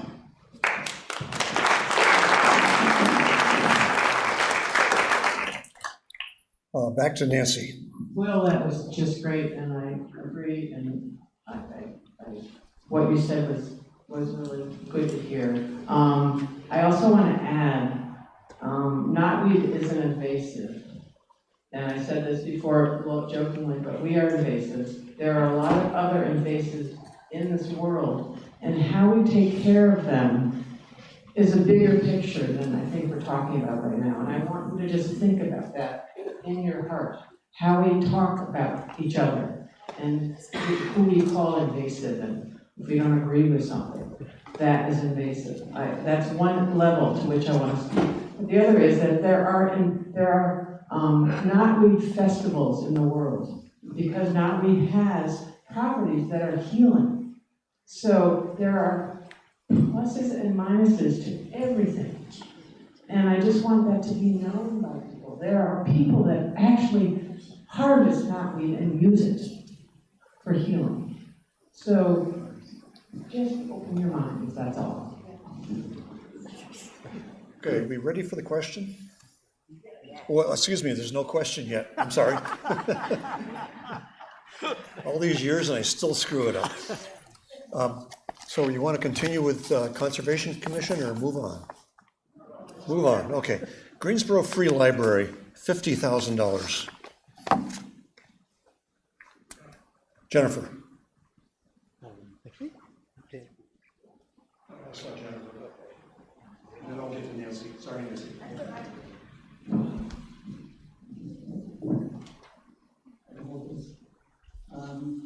Closer. I'm Jennifer Lucas. I'm a library trustee. I'm also the library treasurer. Thanks for allowing me to speak to the library needs, and thanks to the voters whose vast supported our town budget. As you see in the town report, the Greensboro Free Library is a vibrant community asset by all measures. The library had over 10,000 visits, 17,000 items circulated, 200 plus programs, and 3,500 program attendees. 16 community groups regularly meet at the library. For this year, the library's request for the town's budget appropriation is $50,000, which is a $6,000 increase from last year. The prime driver of this ask is $21,000 more in payroll costs, the largest part of our expense budget. This is due to a number of factors. First, increased paid staff due to lack of volunteers. We used to report 50 volunteers per year regularly. We're down to about 6 to 8 regular volunteers. So there is increased paid staff for that. There's also increased hours to cover increasing workload and to provide adequate coverage at the library. And a third thing is the addition of a bookkeeper to our staff or contract. As my volunteer term ends next March, we need to make the treasurer job doable for my successor. And we want to have a transition period this year, probably starting at the end toward the end of the year, in the fourth quarter, to make that transition happen. Most public libraries do have some bookkeeping expense. And these would not be wages to me, these would be a new bookkeeper. So the pay increases. We would like to provide compensation commensurate with livable wages in comparable jobs in the area. I did a salary survey of area libraries and local businesses in our town. Our compensation package for the library employees is currently less than most libraries in the area, and about half of that offered to town employees. As we do not provide the employees health, pension, or paid time off benefits that others enjoy. Wage increases will average only 5.9% from last year's budgeted rates. And I say only because if we were to pay the compensation rate of the town, for instance, our ask would be more like 100% increase. So of this $26,000 payroll increase, we're only asking the town to shoulder $6,000 or less than a third of it. All other operating expenses in total are budgeted to decline from the previous year's budget. Our operations are funded by donations, appropriations, grants, and investment and returns. This budget projects an operating deficit which will be funded by the contribution from our endowment, resulting in a balanced budget. We've been asked why we cannot use our assets in lieu of more town support. Roughly a third of our assets are the library property, that's the leasehold improvements, the elevator, the carpeting. Our endowments comprise another approximately third. These are permanently restricted by the donors but do contribute 4% a year to our unrestricted funds. The remaining third of unrestricted funds but are committed to temporarily restricted grants that come in and out are restricted for certain specific purposes. Funds to pay liabilities. We keep an operating reserve in case of emergencies or if donors don't show up. And we dip into our unrestricted funds for $60,000 to $80,000 a year to cover our 10 months of operating deficits instead of relying on bank loans. Not only do we use these unrestricted funds as a cushion, we rely on them as does the town on its capital and HERF budgets, HERF funds, We fund capital expenditures from them. Our usual capital expenditures are in the $10,000 to $20,000 range. This year, our capital needs are $61,000. The primary outlay is for the fire security system, which, because of outdated parts, must be replaced for $26,000. Other capital expenditures are for painting, lighting, bath and mudroom renovations, and fire exit doors. And this is all to maintain a town-owned building. Last year, the town supported 31% of our operating budget. At this year's town appropriation of $50,000, the town will again support 31% of our budget. From the Vermont Department of Libraries database, the average town support of libraries is between 61 and 76%, and we'd like the town to move toward the state average so that we can fairly compensate our staff, continue to provide services, and maintain the building. We hope you'll support the library's need for the $50,000 appropriation. Thank you. Comments on the library? Yes, Penny. Oh, I'm sorry, Penny and then Christine.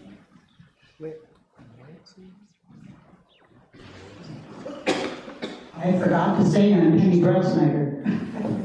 I'm one of those volunteers, and one of the points that she didn't mention is we have very few public restrooms in the town of Greensboro, and the library is one of them, as well as the church. No longer can you go to the dungeon of Willie's and use that one.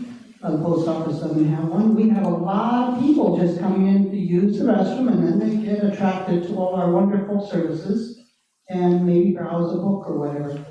But all of those funds to keep the building going, we need to keep those restrooms going because we don't have any place in this town. Okay. Another comment over this neck of the woods? Other people want to talk about the library? We could? Okay. Greensboro Historical Society, $6,000. Yes. BJ.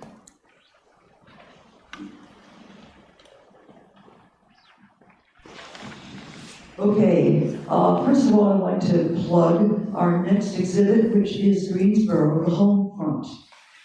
This would have to do with World War II. If you have any artifacts or things that have to do with the World War that we were unfortunately involved in at that time, please contact me or the Historical Society, and you will get your artifact or whatever it is, letters, back in 2 years, because the exhibit will be up for 2 years.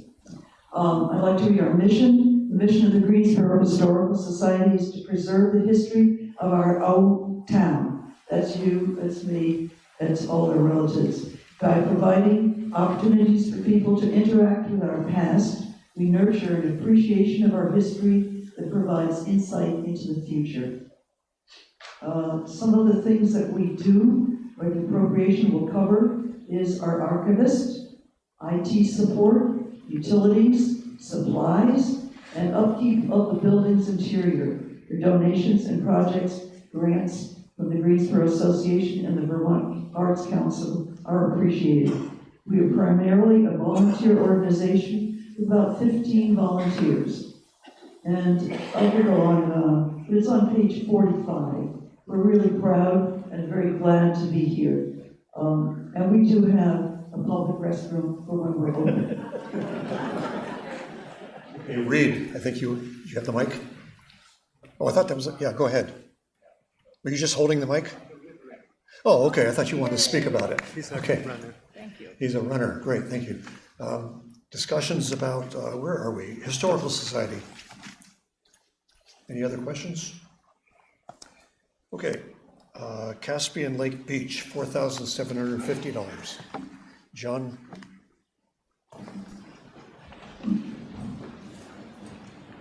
Right behind you. So close. Okay, there we go. Beach. Beach is owned by, the property is owned by the town of Hardwick. We have a joint commission between Hardwick and the town of Greensboro who manage the beach. The beach is number 3 in popularity in our town. Willie's Store is number 1. Hill Farmstead is number 2. We're number 3. We have about 12 to 15,000 people visit the beach each year. And I would also like to add, we have 2 restrooms.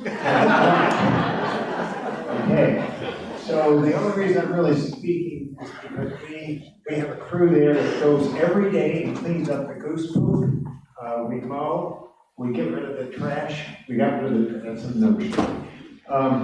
So the only thing I want to say is that our appropriation we requested was $4,900. This is $4,750, and I think somehow it got split. So can the select board tell me why you didn't do or respond to our appropriation, which is in the manual?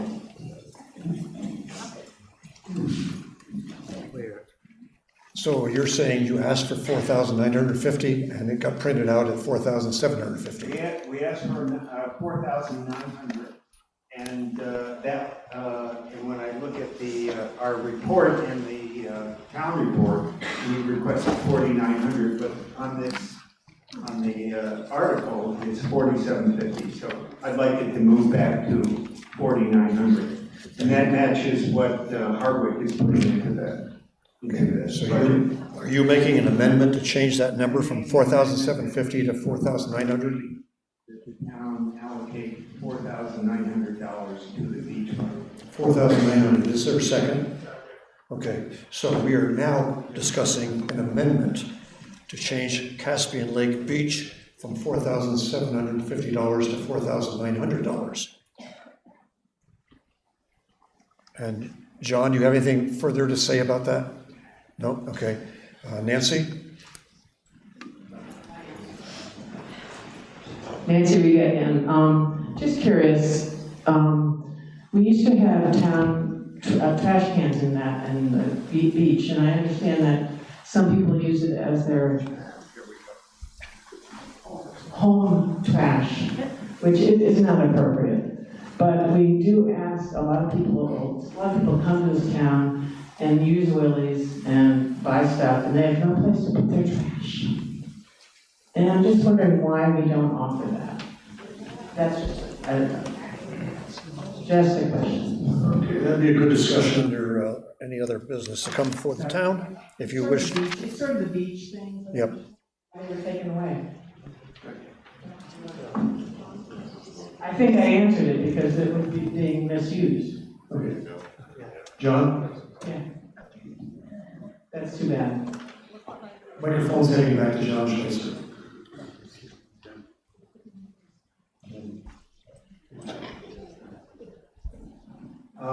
It's a question. I was hoping we didn't get into this, but we will. Previously, we had 6 trash cans there, and it was used. We found that people were using it for their personal trash, just like Nancy said. And then we went to the state, and we found that at all state parks in Vermont, they have no trash cans. They got rid of them. And the reason was the policy was carry in, carry out. And it worked very effectively. So to that, what we did this year, our committee decided to get rid of the trash cans. Guess what? For the first week, we had a little bit of trash, and then it disappeared, except in the bathrooms. And everybody started piling their trash into the bathroom. So that's our only problem now. We're dealing with that, Nancy. More toilet talk. Okay, speaking of that, Tim? Yeah, I just wanted to speak to the appropriation and the change in the amount. Just a little informal consultation up here. None of us have any recollection of making that decision. I suspect it was an error. And so I would support the higher appropriation. It wasn't. Okay, so we are talking about we are talking about amending Caspian Lake Beach. Any other discussion on the amendment, which I will restate? And that amendment is to raise what is printed from $4,750 to $4,900 for the Caspian Beach. Is that clear? Amendment only. All in favor of changing that number, say aye. Aye. Those opposed, say no. Okay, so that amendment is changed. Is there further discussion about the Caspian Beach special appropriation? Yes, Ken.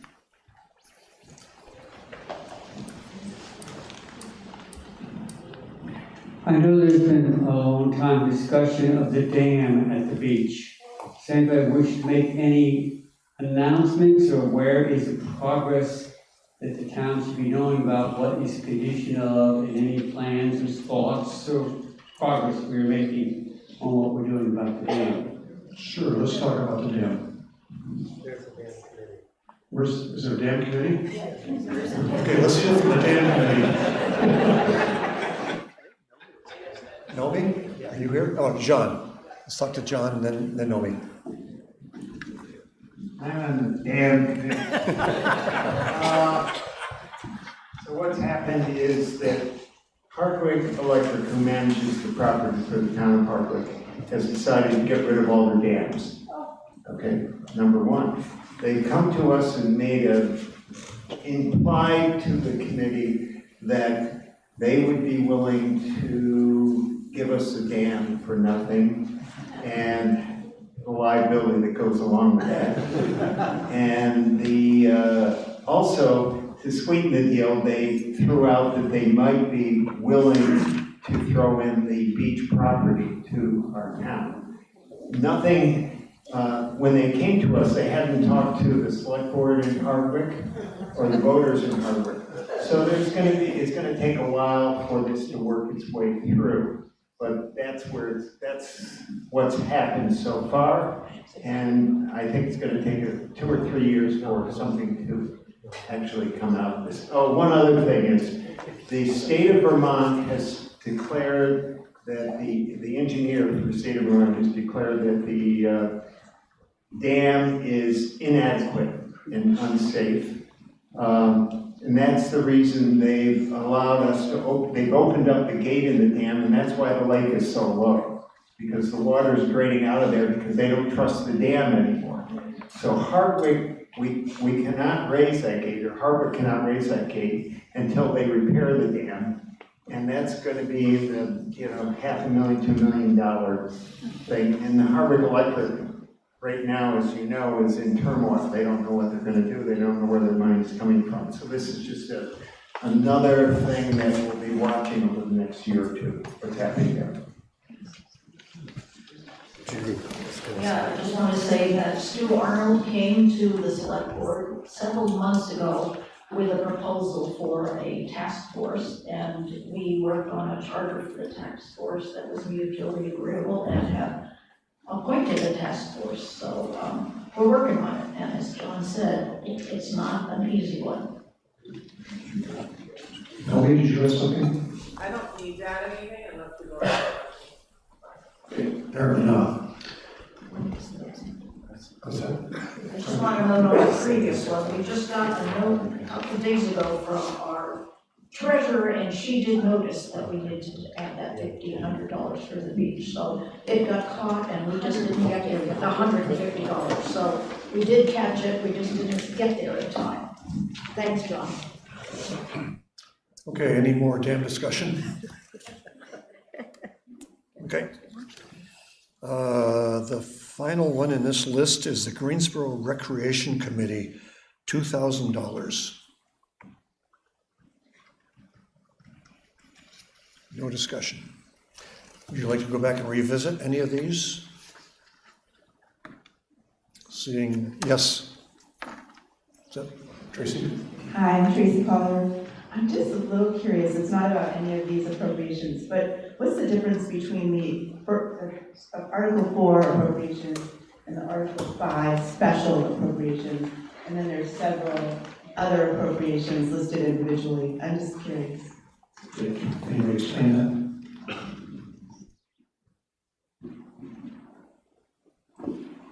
When we went through the appropriations, it was decided that appropriations for Article 4 were from diverse organizations that were not necessarily specific to Greensboro, whereas with Article 5, all of these are organizations or institutions that serve Greensboro directly. So we felt that we would group those together because they concentrate or focus on Greensboro.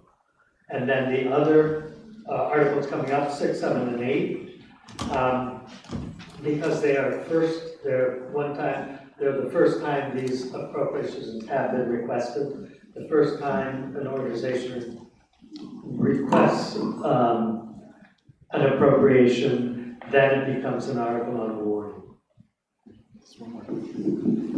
Yeah, and 6, 7, and 8 are the result of petitions. So these are not coming from the select board. These are by petition, where the proponents have gone to the people in the town and received adequate number of signatures, which requires that we put it on the town warning. Very helpful, thank you. I did notice though that some appropriations are on both lines, like the library. Oh, I misspoke, sorry. Okay, you ready for the question? Voice vote or ballot vote? Voice vote. Okay. All right, so the Article 5, shall the voters of the town of Greensboro approve the following special appropriation requests listed below? Greensboro Conservation Commission, $3,000. Greensboro Free Library, $50,000. Greensboro Historical Society, $6,000. Caspian Lake Beach, amended to $4,900. Greensboro Recreation Committee, $2,000. Grand total, $65,900. If you're in favor, please say aye. Aye. If you're opposed, say no. The ayes appear to have it. The ayes do have it.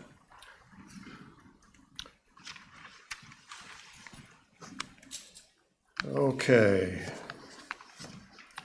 Shall the voters approve an appropriation request from the Greensboro Energy and Climate Committee, Action Committee, for $1,000? Motion from Naomi, second from, anybody seconding that? Yes, Beth. Okay, Naomi, you want to speak to that? I would just say that I think the Energy and Climate Action Committee does a lot of incredible work, and they've brought in also an incredible amount of grant dollars to this community. So thank them for their work. Beth? The Energy Committee has been active in a weatherization project for the library. We brought in a number of experts to talk with community members at the farmers market. We've been running education programs. Our request is to support a lending library that would include devices, tools, and reference materials to assist community members in assessing, understanding, and reducing their energy use.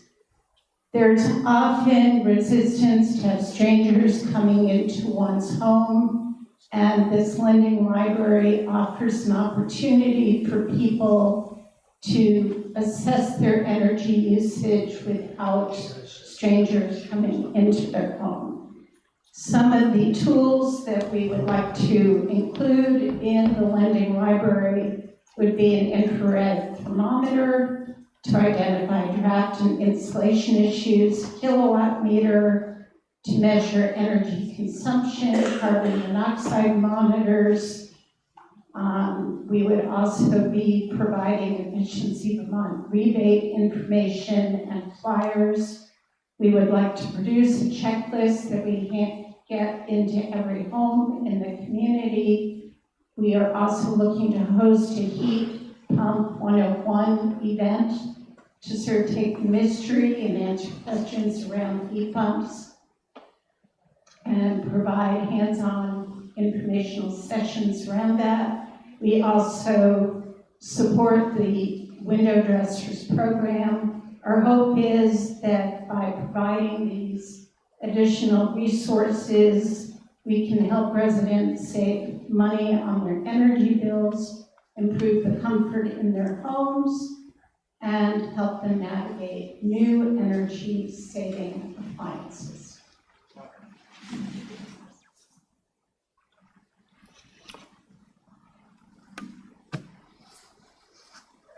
Further discussion on Article 6? Okay, shall we vote? Article 6, shall the voters approve the appropriation request from the Greensboro Energy and Climate Action Committee for $1,000? If you are in favor, please say aye. Aye. Those opposed, say no. The ayes have it. Okay. You want to break for lunch or you want to do another one? I'm sorry, who would like to break for lunch? Hands up for lunch? Continue? Hands up? I haven't seen Leanne. I don't see much of a reaction here. Continue. Okay, we will continue. Thank you. Article 7, shall the voters approve an appropriation request from the Greensboro Community Meals Program for $4,800? Is there a motion? Jed, second? Well, we need a second on the floor but for discussion. Naomi's seconding it. Okay. Jed, you moved it. Would you like to speak to it? Okay. Discussion. Naomi, did you want to speak to it? Or Alice? Okay. I'm sorry. Give it to Alice. There we go. It doesn't matter who goes first, sorry. I think it's a great thing. Every Tuesday on my way home from work, I see cars in front of the church. I just want to ask who's benefiting, and are they people who are truly income and financially struggling, people who are truly in need of food assistance, or is it just a nice thing? And do most of the people who attend actually have the means to maybe afford to give a little more of a donation? Because as I see us just putting more money into this town, and for many things, again, it's the question for me, what is the need? And now we're asking, it's not just us in this room that pay for everything, it's the people who also are income insecure. And so for new things, I think they're great. It's not like I'm against it, but can the people who actually use this lovely thing, could they maybe be people who can afford it, and are the people who are going to pay the taxes to pay for it, who are income insecure, is it fair to ask them to do that? Thank you. Okay, who's right there? Nancy, and then Naomi. Yeah, I think the free meal is great. I love the idea of free meals. I go to the Civic Standard every week when I'm here. They do not ask the town for money. They ask for donations, and they get grants. I don't think that it's appropriate that the free meal here asks the town for money. I think that we have enough money in this town that people live here that could give this money to pay for it by private donations and grants. So I don't support this proposal to ask for money for the free meal. I do support the free meal. Naomi? Hi everybody, Naomi Rand-Schleifer. I'm one of the volunteers who helps every single week put on this meal, along with many others that are here in the room today. I would just add that we do get a lot of donations from people who can afford it, and also the Greensboro Association has contributed over $6,000 to the program, but it costs about $20,000 to run a meal for this many people every single week throughout the year. And so the hope, as was listed in the application that's on the town website, so thanks to the select board for putting that together, basically broke down the hope of having a truly community-supported meal was asking this amount. The $4,800 came out to about 25% of the annual budget. And so the other piece of it is coming from the Greensboro Association, from generous donors each week, as well as grants. And I would add that there's about 7 to 15, if not more, volunteers that are helping every week. So there's, in addition to that cost, there's a lot of in-kind hours. We've had a lot of donated food, and I would say that not only are people who are food insecure coming to it, but also community members who are contributing to our community in many other ways. People who are working long hours and don't have the time or the energy to prepare a meal. But what I've seen week after week is the relationships that are forming and the connections that are happening that are what make our community stronger. And I think that when I see people, and we talk about volunteerism, when we talk about the connections that we have, that it's in those spaces that we're building those relationships. And I think that that's a really, really important piece that comes about not just in food, and everybody needs that. Okay. You're on. Garland, there we go. Little brain skill. I'm one of the volunteers, and my history goes back to Greensboro, way back into the 70s and 80s, and my husband and I have returned because we love this community. What I also see is not just the issues of food insecurity, but isolation. And I think this is one of the really important parts that this organization does. It brings people together who don't otherwise go out, either because they don't have transportation or just because it's dark. There's one wonderful woman who comes, and I started driving her because she was walking in the dark to come. And I think we need more drivers. I think we need more participation in the community. And we've been seeing young families with, very small children come. And that's a good thing for the parents because there's no place to go out to dinner close by. And they may not have the means to go out to dinner, but they really need a break from the routine of get meals on the table and clean up. So I would really hope we continue to support it. I would love to see more of the community members participate to get people there because folks can't drive sometimes, and support it because it's a wonderful organization. And I really commend the people who got it started. Comments over here? Jennifer? I'm sorry, I'm switching back and forth side to side. So Jennifer. Jennifer Rance, I just want to correct what Naomi said. It's $200 a week approximately for a meal. And that is, she said, I believe, 20,000? Okay. She did say for the year. Oh, she did, okay. Over here. But it is, I'm one of the volunteers, I've been doing it ever since we started in May, and it's been the most positive thing I've seen in our community, where people can come together with no agenda, just having a meal and getting to know one another, and it's just been wonderful to meet people and to see the positivity. It's one of the things that's so special in our town, and I think, we've been doing it since May. And we have averaged out to be able to feed people from, $3 to $5 a meal. And it's a really good meal. And so not only is it great food, but it's a wonderful atmosphere for everybody. Back to this side, Ed. Yes, just kind of echo what Jennifer just said. This time last year, no community meal did not exist. And so just in this amount of time, this meal has become just a robust gathering, made possible by, and I don't really want to put anybody on the spot or embarrass anybody, but the leadership and the organizing and the effort week after week and to get it off the ground and get it started. If you've not been, it's a beautiful thing. I just sit here and think it's a little bit kind of like town meeting, except there's no podium, but you get to talk to your neighbors and you get to enjoy an amazing meal. I've lived here going on 9 years now, and tonight I will not be surprised if I meet somebody who lives in Greensboro that I have not met before tonight. It's that kind of space. Folks come in,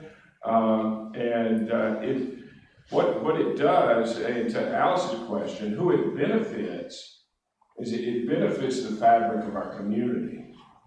That loosely woven thing that we are, gets woven a little more fully at community meal, and it's a beautiful thing, and I'm very grateful. I don't know who started it, but I'm grateful for everyone who got it off the ground and makes it run. So thank you. Okay, over this side, anybody? Helen?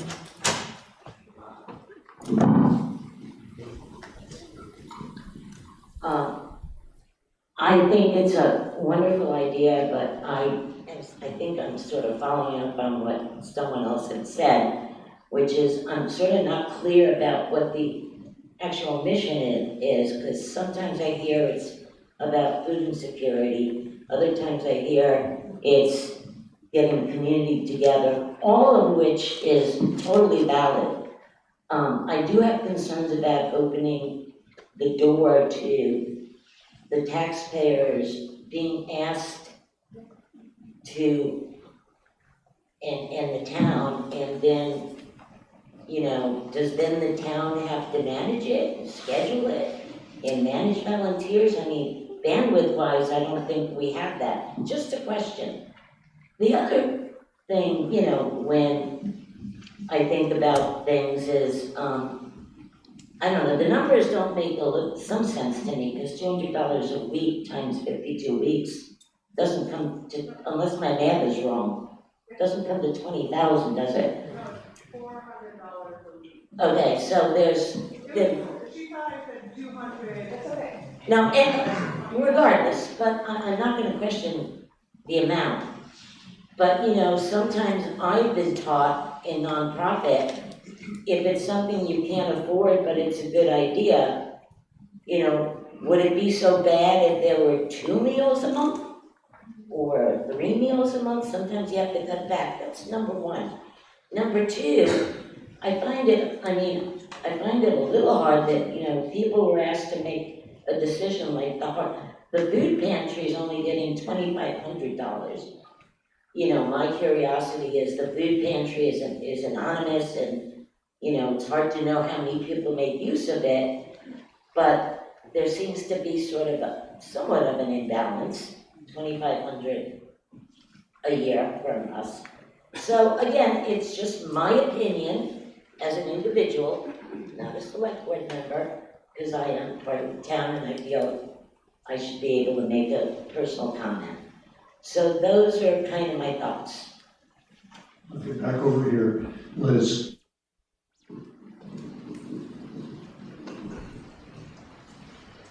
Hi, I'm Liz Steele. I'm one of the volunteers. I don't go every week, but I volunteer as much as I can. And I will say also as part of the community garden team, we do provide produce in the summer months for the community meal.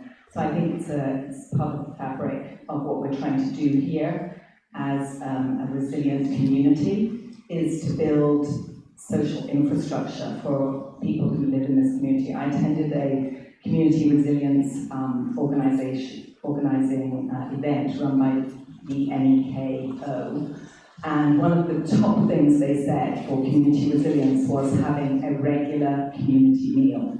Yes, there's the flood resilience preparedness, yes, there's the getting a network in place, but they actually highlighted community meal as one of the key building blocks for a resilient community, and I thought that was really interesting. I'd also like to speak to Alan's point about funding of it.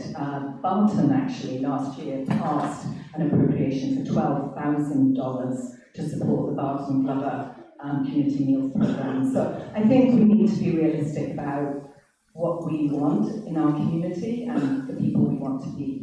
Thanks. Anybody over this side? Yep. Can't see who you are, but go ahead.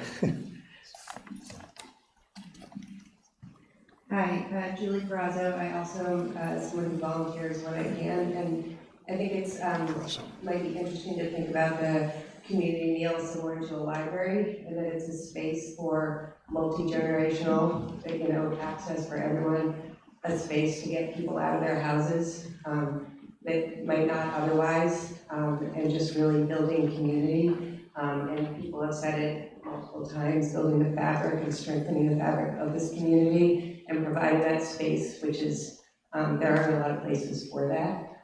while also fulfilling our basic needs. Nicole.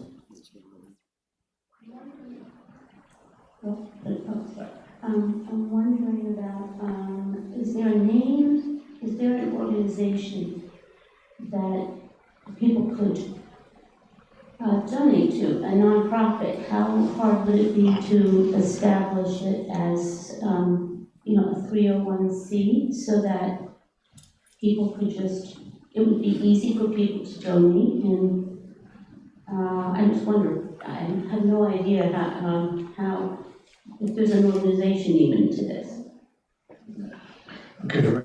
Yes.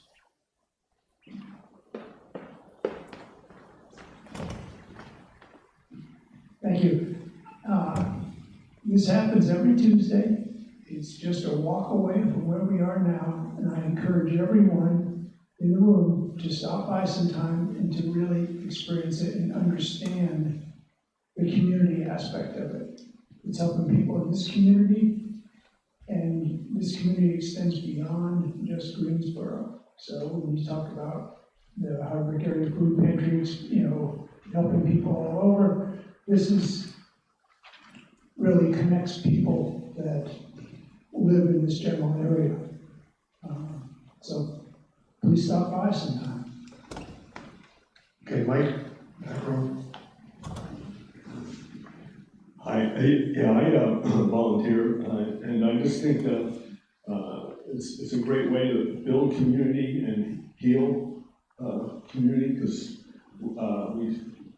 we all can benefit by communicating, and it's fun to eat, and so it's a place where you can share your life with other people, and it's very valuable to me.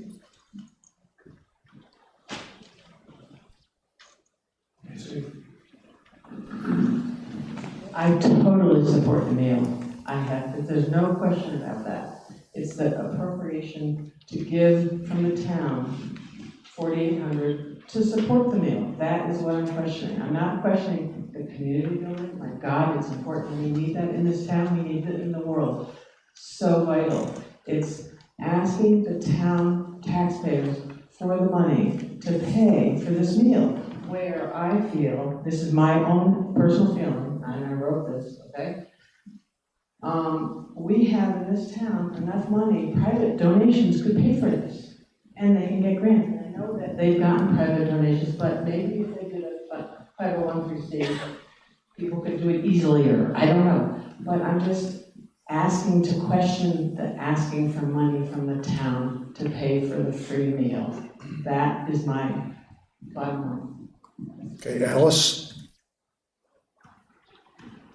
I just want to second that because I'm completely on board with everyone talking about community. Yeah, we've had a rough year, especially last year. I have no hard feelings for anyone here, and I certainly understand, having worked in a kitchen for many years, how much work it is to feed a large group of people. But again, who's coming to the dinners? There are a lot of people in our community who have their own gatherings. I'm not going to ask the town to fund me if I decide to start having a group of people over every week and have a meal and play games or chat or whatever. It's exactly what Nancy said. It's a great thing, but if it really does cost $3 to $5 a person, and we've got people working in town who have low incomes, who have to go to the Hardwick Food Pantry, which we're appropriating to, that's where the need is. And I completely support community and getting together, but for people who, first of all, can't go or don't want to go, why should they have to fund it? I feel like we've got plenty of people who can afford this, and I thank you so much. Okay, I recognize Aldine.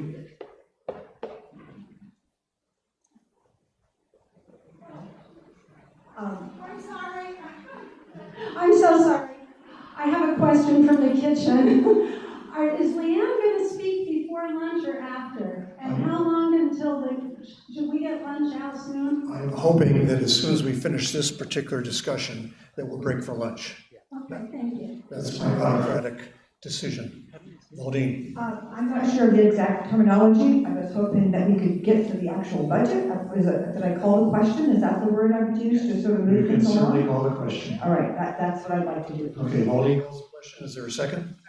Second, okay, that means we're gonna stop discussion and we're gonna vote on Article 7, $4,800. Would you like a ballot vote or not? Or not? Voice vote? Okay. Article 7, shall the voters approve an appropriation request from the Greensboro Community Meal Program for $4,800? If you are in favor, say aye. Aye. If you are against it, say no. No. Okay, that's pretty close. We can do we can divide the House, which means a standing vote, or we can do a ballot vote. A 7 or more would request a ballot vote. Ballot vote with 7 or more like a ballot vote? How many hands? One, 2, 3. This is for a ballot vote. Would you like a ballot vote on this? Okay. 1, 2, 3, 4, 5, 6, 7, 8, 9. We reached it out. So we will have a ballot vote. And the way this will work is how? I have a break. Okay, we have boxes up here. I have 2 checklists. We have 2 checklists. We will divide the, I'm sorry? Papers out there. There's pencil and paper in the lobby right out front. We will divide you by your last name. So what's middle? N? I have an A through K. Okay, we got A through K. If your last name is A through K, your ballot box will be here. Okay. If you're JK, L through Z, you'll be here. There's stairs on both sides. When we're done with this vote, we will break for lunch. Is there a question, Ken? Lots of paper out there. Okay, paper out there. So to be clear, if you vote yes, you are voting for $4,800 appropriation to the meal. If you vote no, you are not in favor of that appropriation. Is everybody clear? All the paper is in the table right in the center, right through the entry there. There's paper. A through K up here. L through Z over here. And if you'd like somebody to come pick up your ballot, let me know.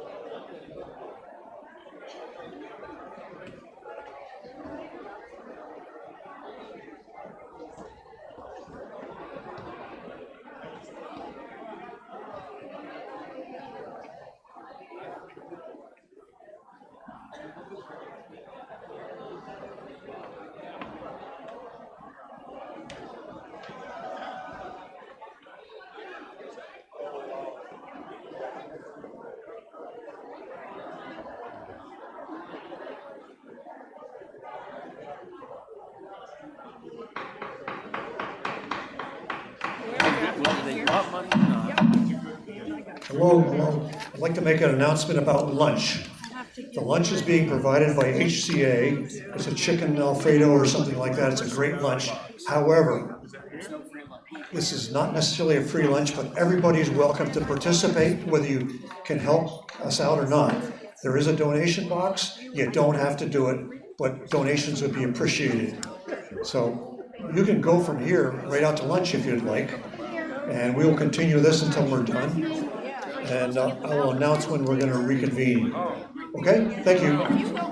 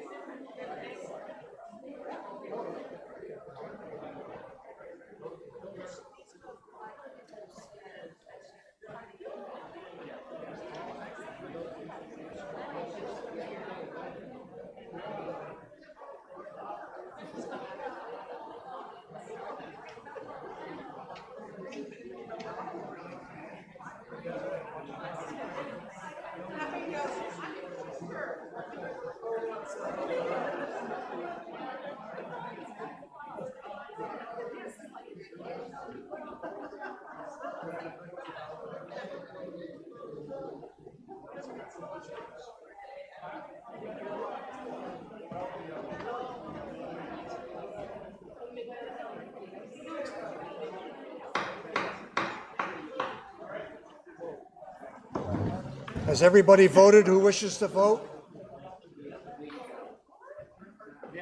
The microphones are not on. Everybody voted? John, come on up.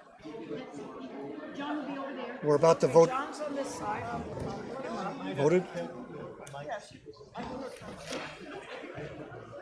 Let the man through. Yeah. Well,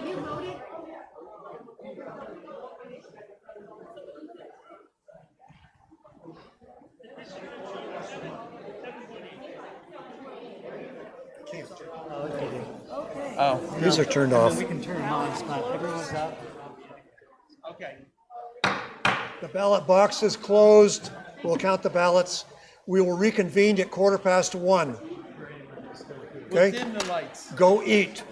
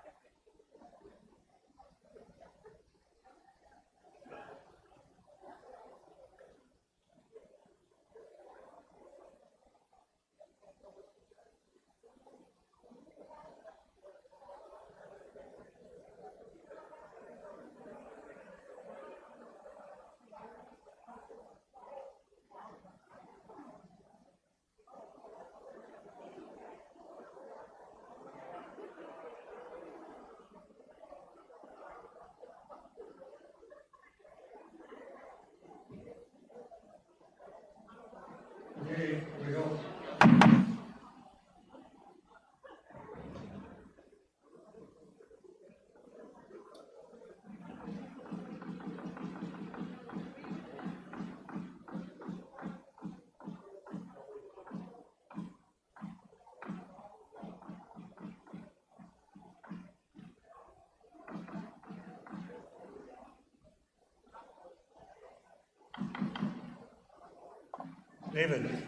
David Kelly.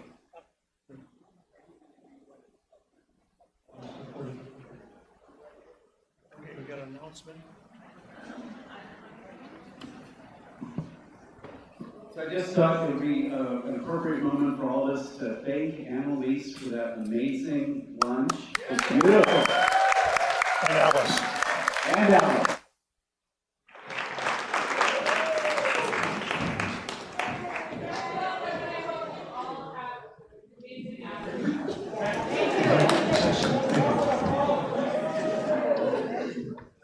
Okay, are you ready for the results of the vote on Article 7?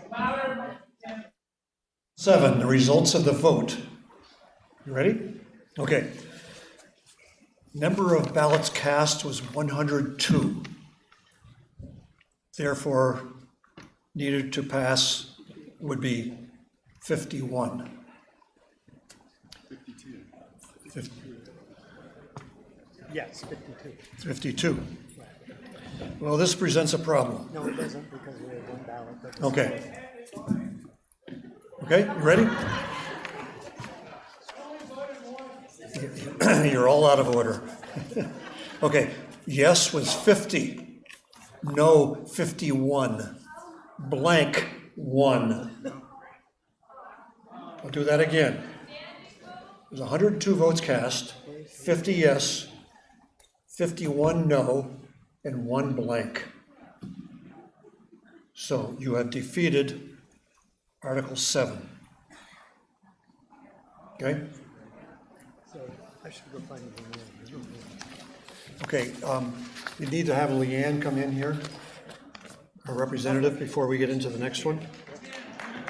Leanne, thank you. Come on up.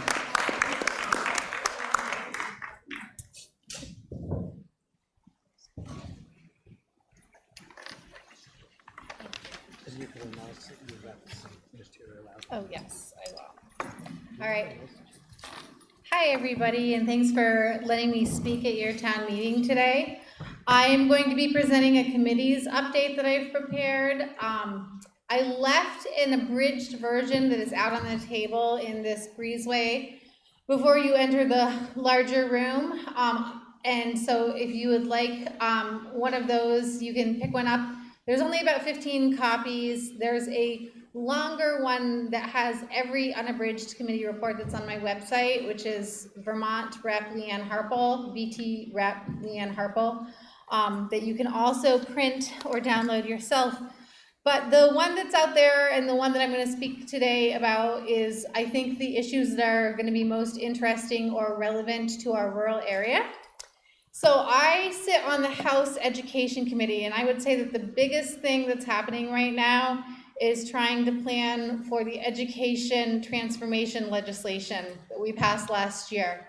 Act 73, which passed as H454. I did not vote for Act 73, but as a member of the Education Committee, I now am part of writing how it's going to go forward, and I'm hoping to be able to make this as least harmful as possible to our rural communities, because I have a lot of concerns about it. The gist is that Act 73 is going to consolidate some school districts and some supervisory unions. We currently have 52 supervisory unions and 119 school districts. Governor Scott believes that consolidating these into bigger districts will save us money, and he has said that he will not sign a budget until we do that. So we are kind of at a standstill a little bit in the State House as we try and figure out what this is going to look like for rural communities. The redistricting task force that met over the summer and through the fall found that merely consolidating school districts is not going to save us the amount of money that they're hoping for, and it may have really long-term disruption for rural communities. What might save us money instead is enacting BOCES. Well, actually now we call them CESAs. So it's the same thing. BOCES are Boards of Cooperative Education, and for some reason we're now changing the acronym to CESAs, which is Cooperative Education Service Agreements, but essentially they're the same thing. I'm not sure why we're changing it. But what those are big, sort of like big buying clubs for these large mega districts that we might share transportation contracts, special education, technology and cybersecurity contracts, paraeducators, and some other ways that we can consolidate costs, because when you buy big, I mean, this is the reason people shop at Costco, it's cheaper. So we're looking at a possibility of overlaying that over the merged school districts or doing that instead of the merged school districts. I'm kind of in favor of not merging the districts. They say that there's nothing about closing small schools in Act 73, but honestly, I think that's a really clever way to gaslight Vermonters, because the entire thing is about closing schools. We made minimum class sizes that if you don't meet them, you can get on a plan of corrective action, that the Secretary of Education could close your schools. So I think that we need to recognize that it may be coming. One of the things we're talking about on the Education Committee is regional high schools and possibly regional middle schools. I'm hoping that we can protect our elementary schools for as long as possible. And I'm also hoping that within those regional high schools, we can still find ways to protect the small schools that people choose to be in small communities for. Because I think that that's the part that the more urban areas of Vermont are missing, is not that we are living in small towns despite all of our weaknesses, but that we choose to live like this. So this is the quality of life that we do want. So I'm pushing heavy for that. We passed Vermont's cell phone free bill last year. That was one of the big positive things that came out of the Education Committee, and we're already seeing the positive effects on mental health and refocus on learning. I'll talk briefly about some of the other things that are going on in the State House. Governor Scott is proposing somewhere between a $100 and a $115 million buy-in to the property tax rates, which would in fact actually lower them. But the thing to be cautious about is that it's kind of like paying off a credit card with another credit card. Like eventually it will come back and it will be big. And that's one of the reasons why we had a rise this year, is because we did that last year. We're looking at possibly doing this in 3 different installments versus 1 installment, which would mean smaller buyouts, but at the same time, they would last longer. Other things that people are working on, the Rural Caucus is really pushing for more local voice in finalizing Act 250 permit rules, because the way that they're affecting especially this middle area, Tier 2, is making it really hard to build houses. Anything with more than an 800-foot driveway triggers that permit process, as well as trying to build additional buildings on your land, say for a kid that you wanted to have, wanted to share your farm, or turning your farm into partial event space so that you can have, so that you can diversify your offerings. All of this is making it really hard for people to do what they want with their land, so we're looking at that. Another somewhat controversial bill that is coming, that's passed in the Senate and we're working with on the House, is a bill that would make it illegal for all law enforcement in the state to make arrests wearing masks or failing to identify themselves. So I hope that one will pass. Along with that bill, we have some other provisions. I think these are actually going to be separate bills, but that would protect certain spaces, hospitals, schools, churches, and I think there's a few others on the list, that you could not arrest people without a warrant there. You can't just come in, and that they don't have to collect and give immigration status information to anyone. I think the thing that, you know, people don't realize is that there are a lot of steps between being completely illegal and being a citizen, and that a lot of arrests going on right now are for people that are going through with the process, but are not finished with the process, and that are really good people and that are contributing to our communities. Another thing is that this will not stop the arrests and the prosecution of dangerous people or people that are committing real crimes. We're not trying to do that.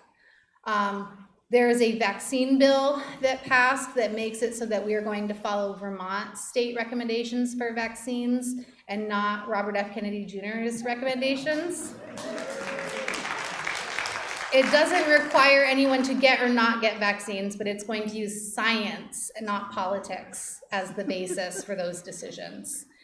And there's a voter suppression bill that passed that it makes it criminal to try and intimidate or block voters. So those are some of the major things. You can read about the other things. I will take time for questions if you want me to. Okay.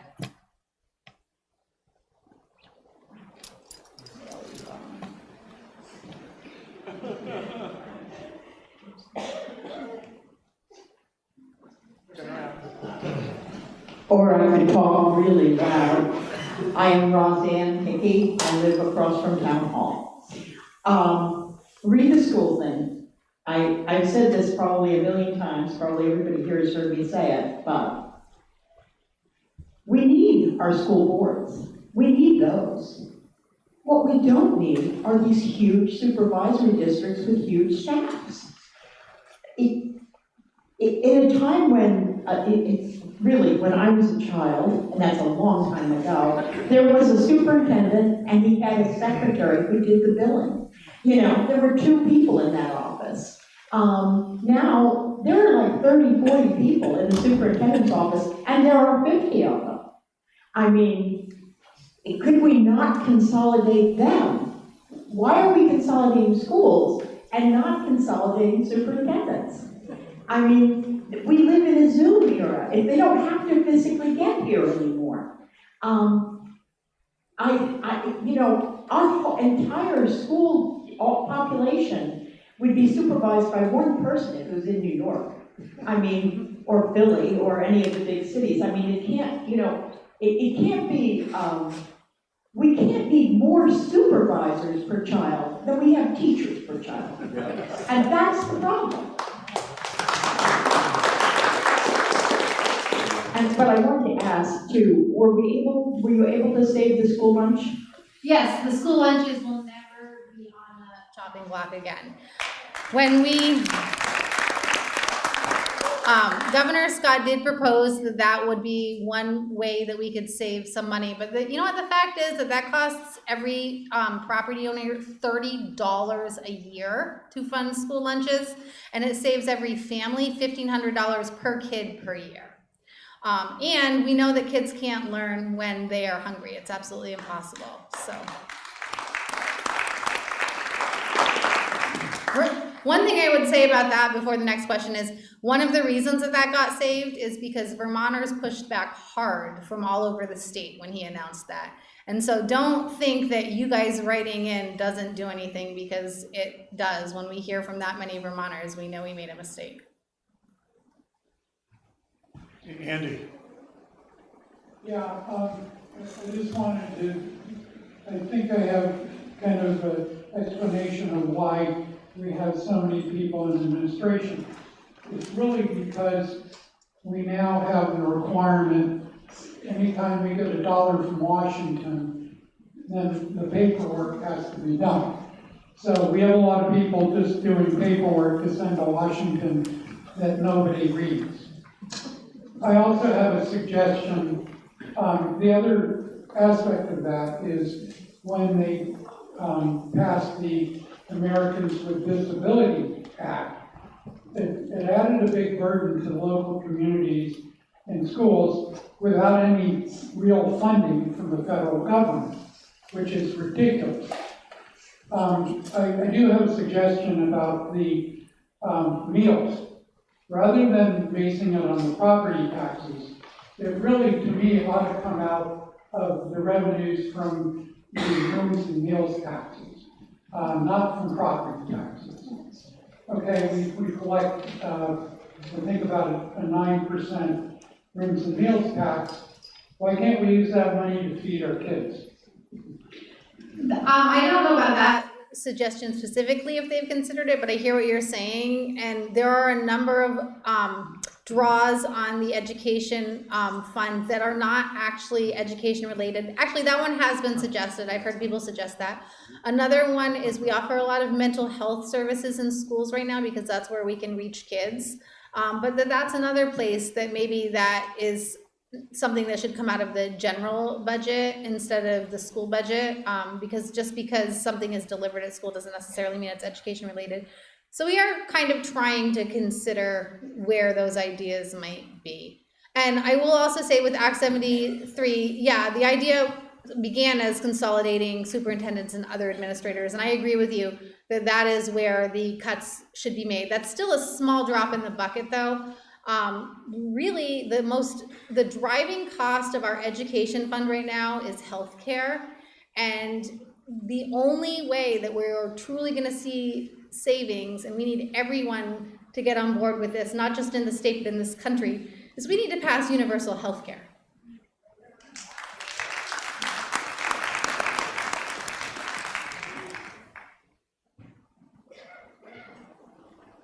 You mentioned the split off of things that are not strictly educational, and one of them that I always thought of is the dental plan, the dentist coming to schools, I think only in the Burlington area, and giving kids the basic checkup. And those things need to be done, but for 10 years we've been hearing, well, we're going to split some of these things out and move them into the general fund. Why are they still in the educational fund? I don't know, I've only been there for 2 years, but I can continue to press for that. I do bring it up. The dental, is I think also a part of our moving towards the community schools model. So, and you're right, maybe it shouldn't be paid for out of the education fund, but it's really hopeful and promising with the community schools model how much we actually are bringing to kids and their families right now through the schools. So I hope we don't lose that, but I hear your suggestion and I can pass that along. Substitute teacher for many years. The biggest complaint I hear from the teachers is they have to spend too much time testing. This upsets the children. They're often tested for knowledge they haven't been taught yet. I was helping one new reader trying to take the test, and she was trying to fire up the computer, and she couldn't even read to put the login information in. Testing costs us. And I don't know who's requiring it, but the teachers are having their teaching time taken away from them for testing. And I'm not sure that's a good expense for our budget. The second part of this is, where is all the information about our gambling and our lottery and our marijuana market donating to the education funds? Because that's how they sold it to us.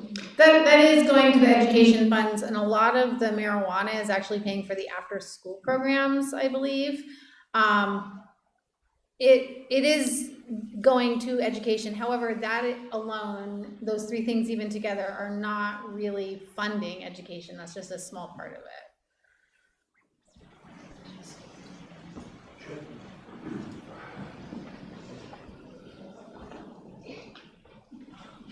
Yeah, Jeff Pfeffer. Just to piggyback on Penny, so I wonder about I was an educator for 30 years, and there was a big movement from the whole child, sort of the heart child, I would say, and where they were no longer recognized as a whole person, but they were recognized as a kind of a tool for getting data out. And I know that as my career waned, that's what happened to education. It became just a clearinghouse for numbers, unfortunately.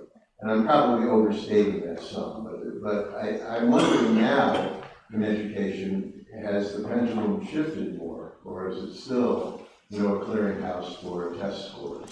Well, I can tell you, I work as a high school English teacher in my other life, and I only work with colleagues who care about the whole child and do a fantastic job really seeing kids for who they are.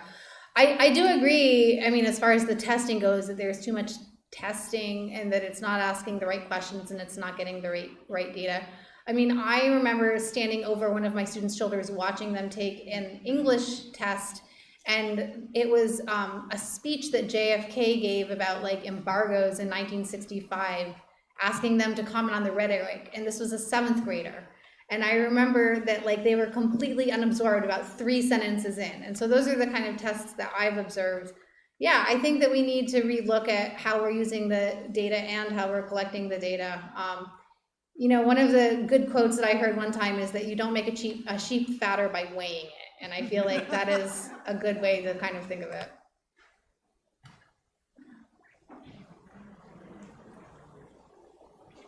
Um, 181 is a big deal for landowners, so what's your stance?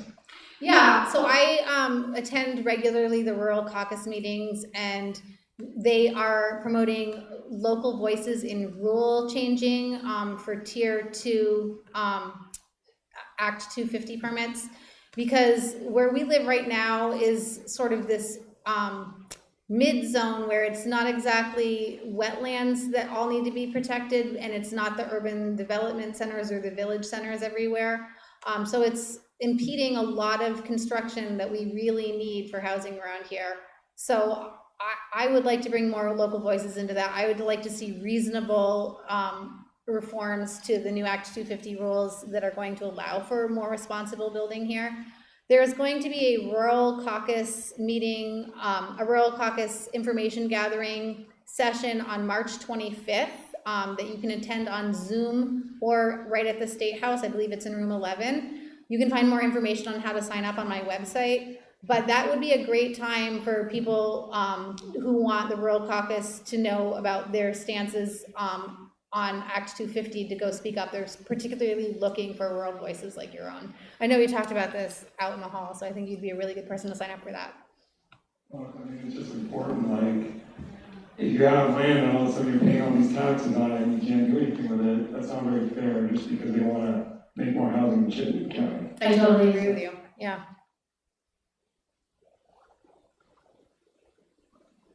Anything else for Leanne? Jennifer? We've been told in Greensboro that our statewide education. Back to those.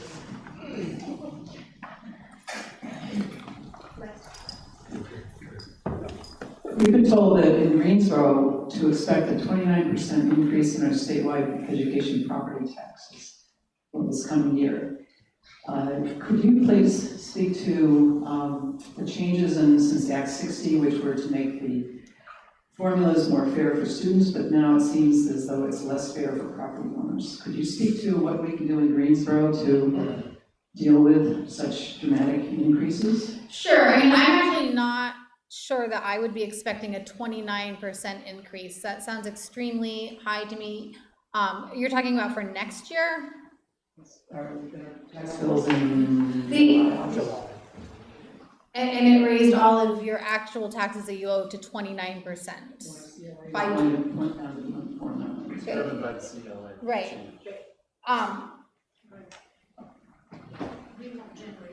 The number they're talking about came from when budgets had not come in from the schools. Okay. So now that all the budgets are in, and they're looking at it, that number has decreased dramatically. It's going to be in the teens. I know the state average is going to be around 12, probably end up around 12, still too much. Yeah. But that's where that number is coming from. The piece she's holding right now that came out with that number the budgets hadn't come in from all the schools. And those budgets were much lower than what they expected. Yeah. So that's the issue. Right, so yeah, I know that right now, I think what the state is thinking is 12 to 13, and with the buy-in, it's gonna go lower than that. But the things that we are thinking about are whether or not we should be taxing second homes at a higher rate. I know that that's a very controversial idea, especially in a town like Greensboro, and that there are pros and cons for it. I know that our second homeowners contribute a lot to this community in particular. But that's one of the ideas that's on the table that would offer some relief. And another one is some tax brackets, some new tax brackets for the top 1%. That starts at $500,000, and I actually was kind of surprised to learn that someone in that tax bracket can get a return of up to I think it was $57,000 on their taxes, which is more than many Vermonters make per year. So taxing wealthier people is another idea that is gaining momentum in the state. Another strategy that people have talked about is moving to an income tax versus a property tax, particularly for our education fund. Again, that has its pros and cons because it is a lot less reliable as incomes go up and down. There's a lot of fluctuation there. Not to mention that unless we could figure out a way to sort of put that into different categories, you would then lose all of the property tax of people that don't earn their income in Vermont and people who don't earn any income anymore, but still nonetheless have amassed wealth in different ways. But those are some of the strategies that we're thinking of that would bring tax relief. Leanne, I would just underscore. I would just underscore that we're the third most highly taxed state in the country. And instead of talking about taxes, I think a more meaningful conversation would be talking about expenses. We're definitely looking at that as well, yes. The youngers in my life are lusting after abandoned properties, old houses, and thinking, they could fix that up. Is there any incentives anywhere for fixing up existing buildings that still have a good skeleton? I know it's a lot of expense, but sweat equity is what these kids have got. They don't have money. I would have to talk to the chair of the housing department specifically about a bill that does exactly that. But I know that they are working on some ways to make housing more affordable, and we passed the TIF bill last year also that would allow towns to build more housing or renovate older housing, borrowing from the price that it would set once that this is really complicated, but borrowing from what it would be worth later when it's finished. So I think that included some of the abandoned properties and fixing those up as well.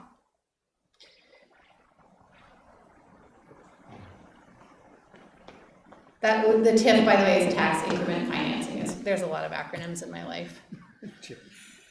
I was just wondering if we are still one of only 10 states in the nation that actually taxes Social Security income after retirement.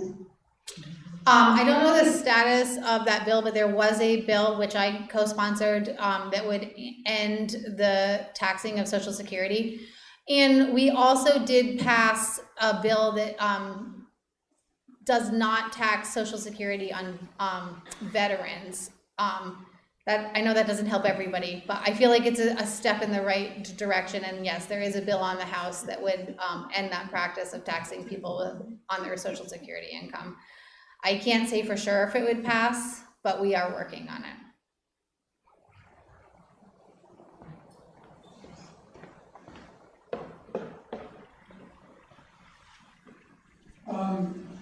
One of the things I would mention when you're talking about not taxing Social Security is, in this country, the older population controls the lion's share of the wealth in this country. And if they have the means to pay the taxes on Social Security, then they should do it. It should only be based on income. And if we have a truly progressive tax rate, then presumably, if that's their only income, they would pay nothing anyways. So people that are wealthy, better off, should be able to pay that.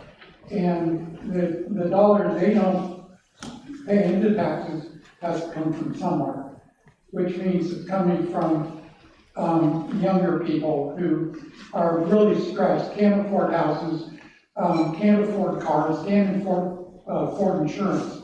So I'm in favor of taxing people with the means to pay the money, not based on age or whether they're a veteran or not. Yeah, I mean, it is true that there's a lot to unpack there, because when you look at the final total dollar of what you're no longer taxing, it does actually really add up. I would say that I think the majority of older Vermonters don't fall into the category you're describing of truly wealthy. And we do also have tax exemptions already up to a certain amount on Social Security. But yes, that is the other side of that. It's true. Another bill I'll just quickly mention that the Greensboro may appreciate is it's a land posting bill. The Fish and Wildlife came out earlier this year and tried to change the rules without any legislative input, saying that you needed to post your land from January 1st to January 1st. This received a lot of really critical feedback from all over the state, especially from people who felt like in the middle of winter they can't really get out to the perimeter of their land to repost it. And so I think they're about to pass a bill that's going to make it from any date to any date. So pretty much like if you posted your land June 1st, you would have until next June 1st. The rules would still change. There would have to be however many feet. I think it's 800 feet now. Someone else might, 400. So those rules would still be in place. Another piece of that is they're kind of trying to figure out is a purple paint law, which exists in other states, in which all you have to do is spray 400 feet. A slash of purple paint. That one's a little bit slightly more controversial because people who are colorblind may not see it. When you move, what if the next person doesn't want their land posted? It's not that easy to take off a slash of purple paint off a tree. And then the third reason that I heard was that there isn't really a Vermont statute that bans anyone else from using purple paint. So hikers can, blaze with purple paint, and it could just as easily look like it's being posted, or people could make art with purple paint. So I don't know that part of the bill is going to pass, but I believe in the next couple weeks or so, we're going to see a bill that gives landowners stronger ability to post their land on their terms. Hey, Leah. Liz Steele here. I'd like you to, yes, sorry.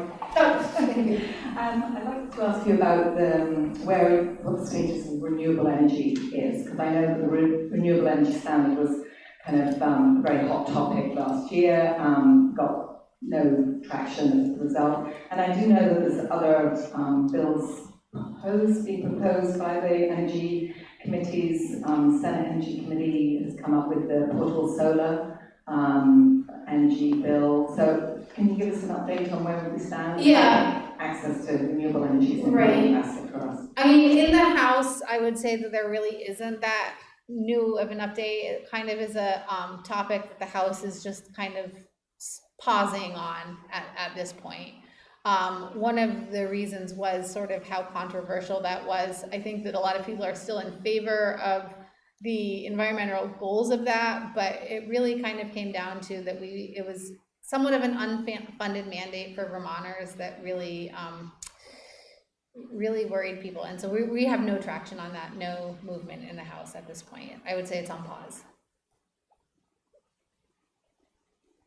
I don't know how long you want me to take questions. I know you guys have business to do. We all good with Leanne? All right. Thank you. Keep up the good work. Okay.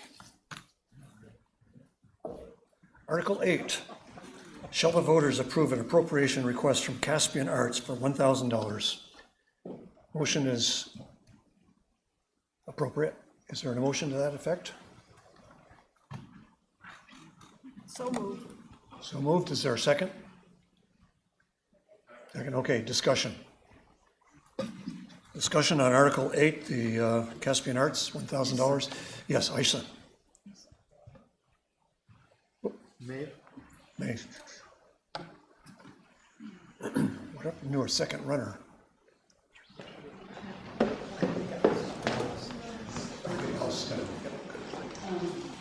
I'm going to step up because there's people behind me. My name is Isa Uri, and I'm speaking on behalf of Caspian Arts.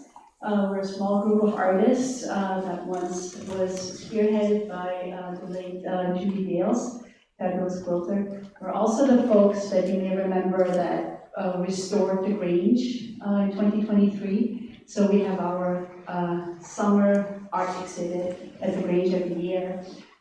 We had such a wonderful feedback from the community when we did our Grange exhibit that we decided, what can we do to have the whole community involved and not just have an art exhibit? And we came up with the Greensboro Art and Community Fest, which had its first event last August on the town green. And we, in addition to our artists, we also had other artists, vendors. We had all sorts of community organizations. We had free ice cream. We had music there. We had the church was represented with a tent with hands-on art.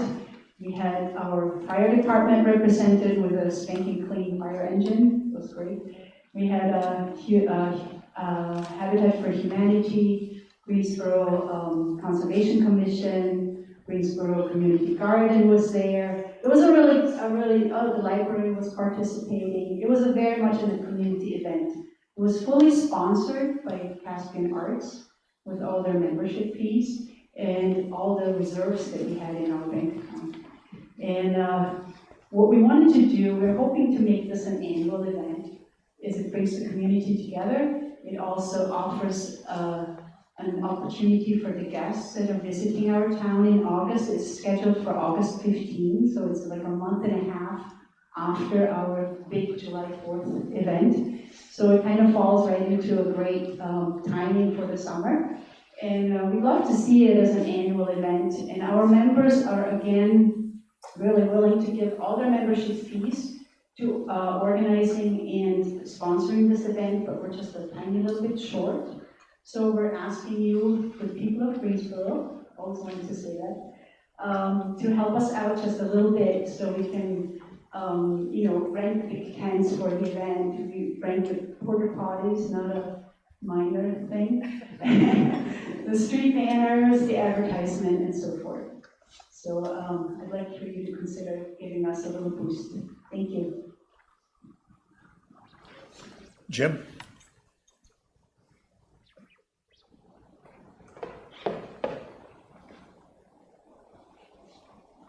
Lisa, a question for you. If you have quite a few people coming to this event, is it worth getting an outside sponsor to take care of those funds?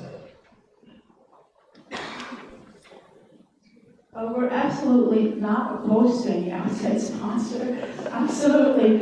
We had a total flow, we had a consistent flow of people coming in. We're more or less surprised by how popular it was. And we're going to shorten it a little bit this year, so it might even condense the people more. It's going to be from 11 to 3. And yes, any outside sponsor, we just absolutely appreciate it. We're just looking for a little boost because the event was free. free for everyone, and this was the whole point. It's a community event, you shouldn't be paying. So it's come, have fun. There were lots and lots of kids. I don't know where it came from, but there were lots and lots of kids. And we're hoping to have like the homeschoolers have a table this year. So it's really truly community. It's a one-day thing. So it was free, and our really ideal is to keep it that way instead of charging or anything. So any kind of support or sponsorship would be fantastic. Thank you. Questions or comments? Article 8, ready for the question? Shall the voters approve a appropriation request from Caspian Arts for $1,000? All in favor say aye. Aye. Those opposed say no. The ayes appear to have it. The ayes do have it. It's carried. Article 9.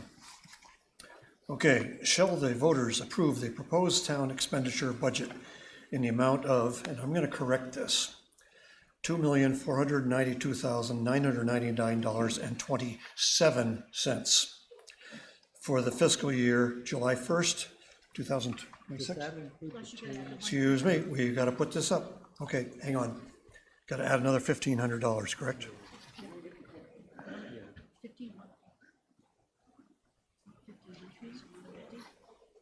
We're adding 150, only 150, not 50.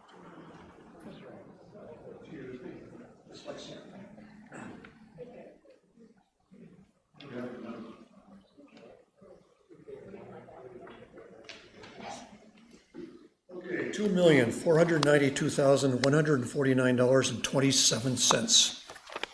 That reflects the change of $150 for the Caspian Lake Beach and a 2-cent typographical error. Oh, wait a minute. I made a mistake. We got more? Oh my gosh. 50 to 9. 9. Let's get it right.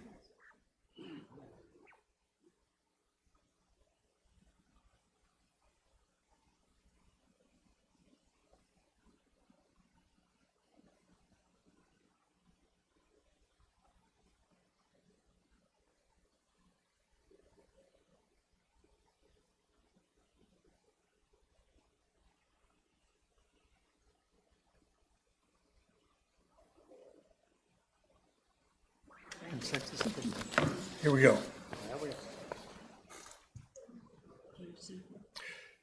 $2,493,149.27. This amount contains the necessary amounts required by law and includes the appropriations listed in Article 4 and Article 5 above, and also Article 6, 7, 8, correct? Are you including those or not? No, because we did not, we disputed. They were included, yes. Were they included? Are they included in this number? Is the 4,800 in that? The 4,800 is not, and neither is The other two. Okay, the I stand. ones are not. Okay, so, do you want to add that in? So it's, we're adding 2,000.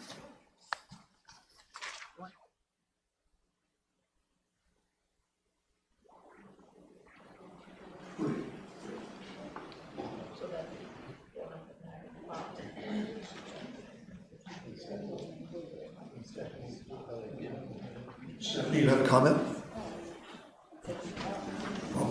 Did you announce what happened to Article 7? That was a paper vote? Yes, I did. And what was the... And let me get that. Coming right at you. Okay. Number of ballots cast was 102. There was 50 yes, 51 no, 1 blank. So that article was defeated. Do I have a bottom number? You have a bottom number. I am just wondering about the Caspian Lake Beach amount, since I know we amended it, but the correct amount was like in the report from Hardwick Electric or whoever gives that report, so I'm just curious whether you need to adjust for that or not. We did. Yes, we did. Okay. So the bottom line in Article 9 currently says $2,495,149.27. That reflects the Article 6, Article 7, Article 8. And the 150 arrow correction. Just Article 6 and 8. Yeah, but Article 8 was a 0. Article 7. I'm sorry? I'll say it again, okay. $2,495,149.27. Oh, this is the town expenditures budget. Okay. What was the town budget? Okay, Gary? I can't hear you. Mavis? Here. Thank you. Sorry, that number sounds right. I think, I don't know if you want to amend Article 9 and then say it also includes amounts in Article 6 and Article 8? Yes. We did. We did. The number's right. Yeah, thank you. Okay. Jennifer, wait a minute. We don't have a motion on the floor to accept this article. Can I have that, please? Mike has moved it, and Roseanne has seconded it. Okay, discussion? Tim, on page 17, under the total budget, FY27, the number was 2,492,999.27, and that included those special appropriations. Where do you see those special appropriations? Like line 196, community meals, 4,800, on page 16. So you have to subtract the 4,800 from the total. You also have to add the 150. We did add the 150. The number that I got was 2,488,349.27. Say it again? 2,488,349.27. Because you're subtracting. Right, you have to subtract the 48. Oh, my goodness. Okay. Because it's already included. She's correct. Okay, in the past, the treasurer has not included those. We are right now. I'm not expecting it to be there, but it's. So do we have a bottom number?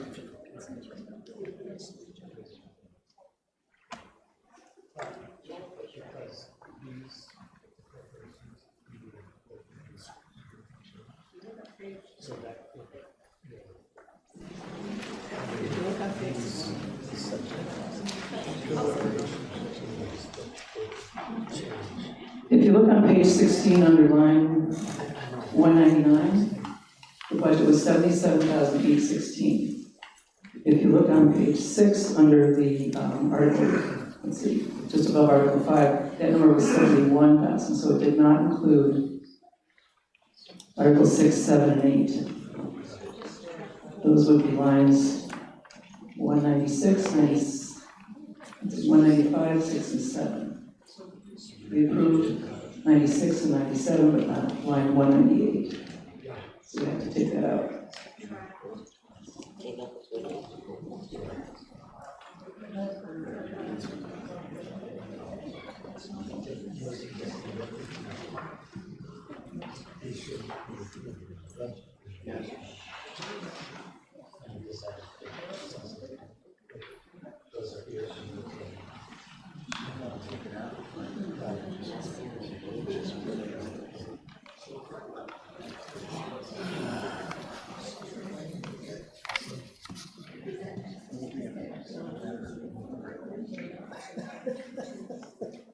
I didn't write this.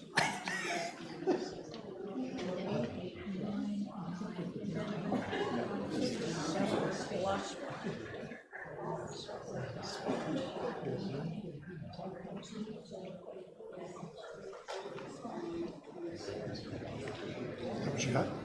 Wait. No.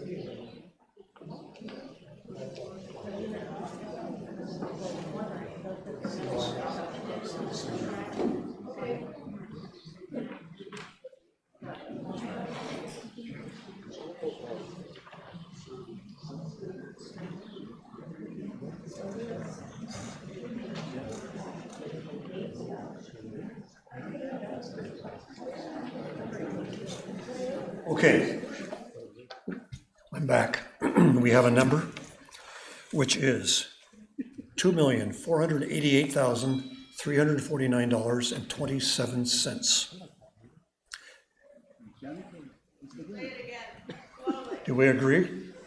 Okay, slowly. 2,488,349.27. Okay? That is the budget. Okay, Davis? This is. Microphone. Get the mic.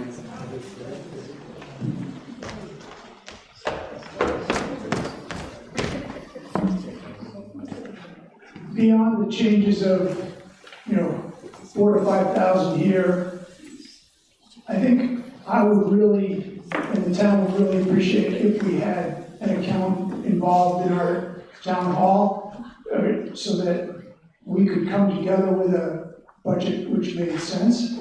We stated earlier that there are a lot of challenges in this budget, and that we would like everyone to take a step back, take a deep breath, and resolve some of the challenges so that going forward, we're all on solid footing, because right now I don't think this budget gives us solid footing.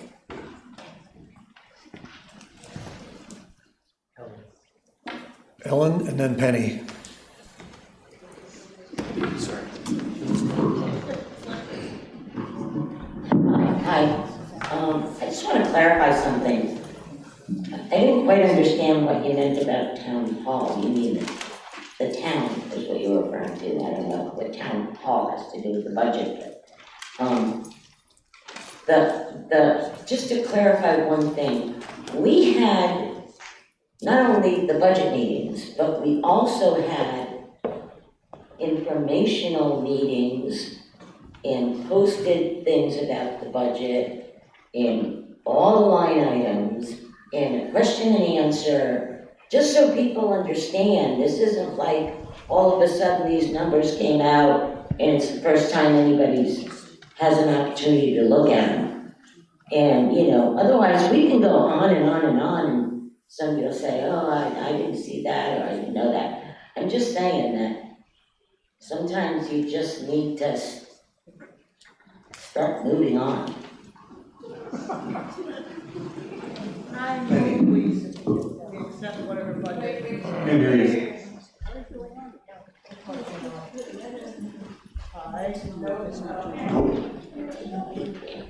Alice is going to bring the new one. It's on. It's on. No. I move we accept that number, whatever you said, Tim, call the question. You calling it a question? Okay, all in favor of calling the question, say aye. Is that the question? Is that the? Those opposed? Sounds pretty even to me. Show of hands, all in favor of calling the question. Can I have some ballot counters? Is this no or yes? This is yes to call the question. Hands in the air to call the question, which is ceasing debate and voting. It should be someone who can see. It should be someone who can see. There's a vote up there. I got it. That's not me. Don't forget my second level, Judy. I got 42, but there may have been some hands raised. Did you get Lynette?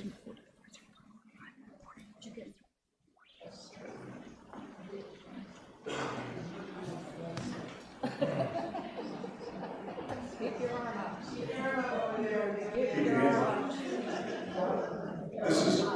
This is the call the question. 8, 9.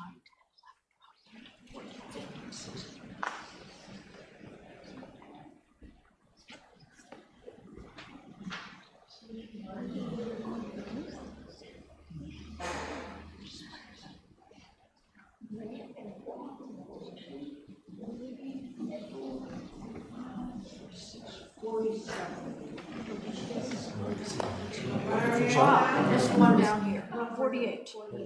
And 49. 49. And 50. Do we have 51? Somebody give me 51. No.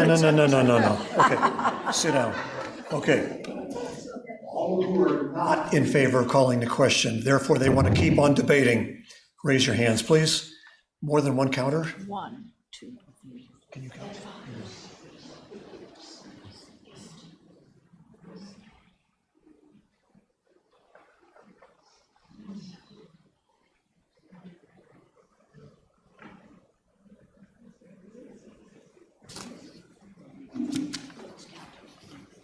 I got 23. Did anybody else count?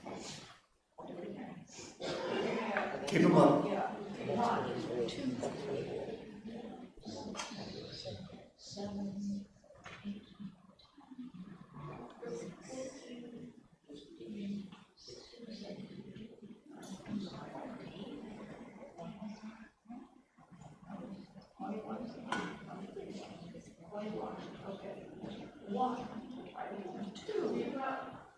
1, 2, 3, 4, 5, 6, 7, 8, 9, 10, 11, 12, 13, 14, 15, 16, 17, 18, 19, 20, 21, 22, 23, 24. I did. I missed my time. Okay, number of ballots cast was 74. Yes was 50, no was 24. So we are going to call the question for the vote on Article 9. Would 7 or more like a ballot vote on this? Tim, are you going to have to state the number again? I will state the number again. Would 7 or more voters like a ballot vote? Raise your hands if you would. This is for a ballot vote. I see. 1, I don't know if you're up or not, 2, 3, 4, 5, 6. There's 7, there's 7. There's 8, there's 7 or more. So I guess we're on for ballot. Okay, so are we doing a ballot vote? We had 8. How many do we have? 8. We had 8 votes. So the ballot vote is going to be a yes or no vote. The bottom line on the budget, and I'll say it slowly, $2,488,349.27. That's 2,488,349.27. And if you are in favor of that, you'll say yes. If you are not in favor of that vote, you'll say no. So you're voting on the ballot. And again, we'll do A through K on this side, A through K on this side, L through Z on this side. Forward your ballots. Any questions? Okay, go ahead. Chris.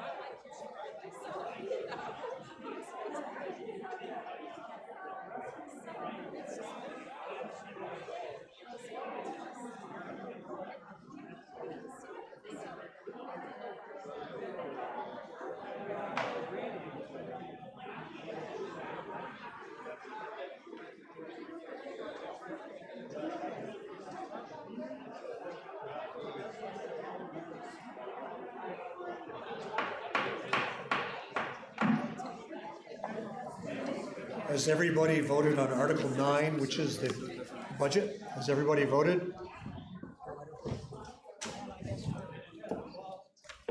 Okay, the ballot boxes are closed. We will now count the ballots.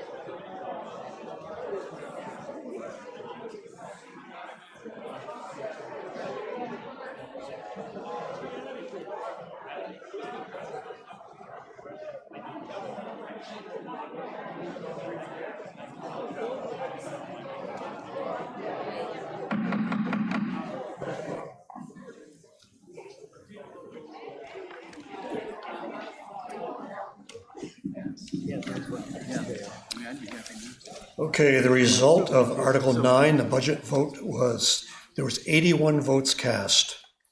Therefore needed for a majority would be 42. Yes was 55, no was 26. You have passed the budget as presented, as amended. Okay. Article 10, shall the voters approve transferring the surplus, if any, from the current fiscal year 2026 Highway Fund into the Highway Equipment Reserve Fund called HERF? Motion is in order. So moved. Moved and seconded. Article 10, discussion. Tim? Yeah, the audit says that the highway fund is a deficit of $24,000. So I don't think there's anything to vote on. Could you explain that a little bit more? Sure. So the language of Article 10 says approve transferring the surplus, if any, from the current year highway fund into the Highway Equipment Reserve Fund. The highway fund had a deficiency of cash receipts over cash disbursements of $23,920. There's nothing to transfer. Okay. Penny. And then Gary. Sorry, Gary, I saw Penny first.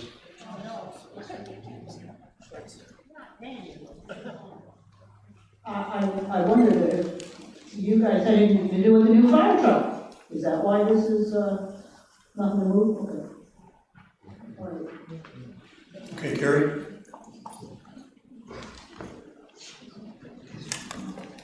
And we're talking about the surplus in the highway fund that ends June 30th this year. So the year hasn't ended yet, so we should vote. It says 26. Where is this year 26 right now?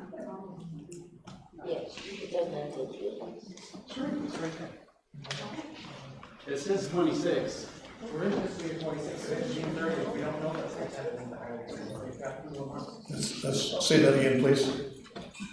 We're talking about a surplus in a fund that ends June 30th of this year. We don't know. So we're anticipating. It's anticipated. Okay, I withdraw my comment. Gary's right. Okay. I hate it. It does happen. Okay, any other questions or comments? John Swayzer, back row. Tim, are you saying that surplus, there was no surplus in 2026, 2020? No, that was my error, John. I was living in the past. Which past were you living in? The audit for fiscal 25. So this I read the audit, and it said there was a surplus of $450,000 when I looked at the audit statement. So I got different numbers. So that's a number before financing. So the actual operating change for the year was negative $23,920. It's a number about halfway down the page, but it doesn't make any difference anyway. I was looking at the wrong year. Okay. Define to me what surplus means. Well, again, it's not how do you come up, what is the surplus? It's the excess or deficiency of cash receipts over cash disbursements. In the fund, in the in the highway fund. Okay. So if you have the audit, it's page 7. Okay. Okay, what about the previous year, in 2025? Was that transferred, the surplus in 2025 transferred into 2020, fiscal 2026? That is a good question.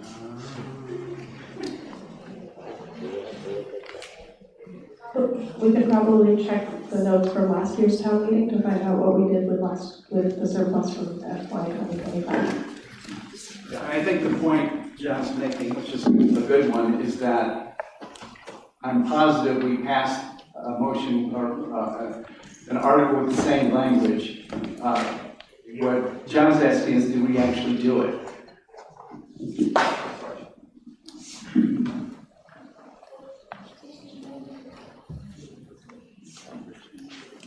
Okay, Mavis, you had a comment, are you, okay, to Gary? Well, based on your interpretation of the audited financials, Tim, you're saying we had a loss or too much cash spent versus cash received, so you're saying there's nothing to transfer, you know, what we approved at last year's town meeting. When I see that huge number, in the audited financial statements, here's where, you know, when they come out February 26th, it's impossible to really dig through them. There was a $480,000 transfer from one of the funds, I think it was the grant fund or the flood fund, to the highway fund. And surplus has never really been defined. When I was on the select board, we always had around $210,000 in the highway fund. We said that's plenty. So anything, if there was ever an addition to that, any year, we would transfer that to the HERF. So my concern was that we had to transfer basically, John's saying John's 55,000 is the 480,000 that came from a different fund minus the 20-something thousand that you were saying was cash spent versus cash received. So surpluses are not really defined. Greensboro's got an awful lot of money in the general fund and the highway fund. So I guess right now the auditor's saying the money's in the highway fund. So I'm not sure where. We're talking about two different things. I mean, we could talk offline if you want, but it depends on what line you're looking at. So this is the actual surplus, you could call it, or deficit from the operation of that fund is negative $24,000. And then there was a transfer of $480,000 in, but that's it. Yeah, so that, I could go into why. It was a recommendation of the auditors because they said they didn't think we should have, so we had a separate fund called the Flood Damage Fund. That's basically the FEMA fund. And they said that we should not be carrying money there. It should be for the FEMA damage and the expenditures to repair the roads, et cetera, et cetera. So because, so we actually took in more than we spent.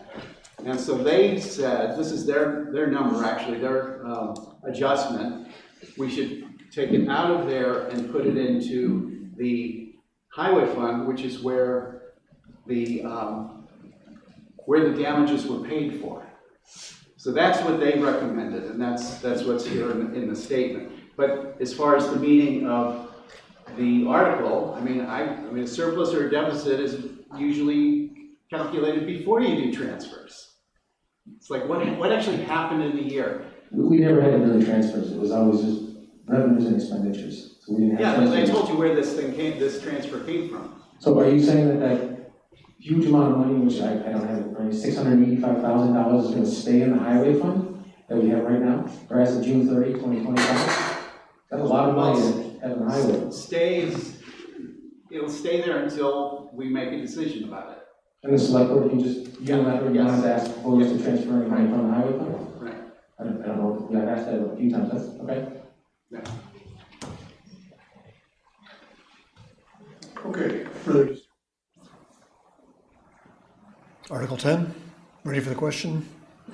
Which is, shall the voters approve transferring the surplus, if any, from the current fiscal year 2026 highway fund into the Highway Equipment Reserve Fund, better known as HERF?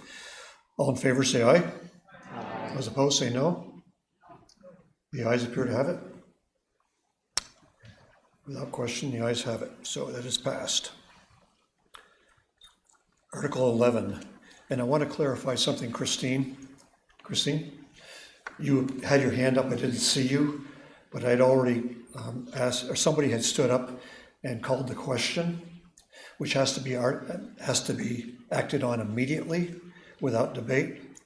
So we called the question, and it requires 2/3 vote, which we had of the 74 ballots cast. We had 50 in favor and 24 against. So that's why a division of the, or calling the question, the previous question, takes precedent over anything else because the discussion stops. Had that been voted down, we would have continued the discussion. So, yeah. But somebody called the question, so that stops it. Okay.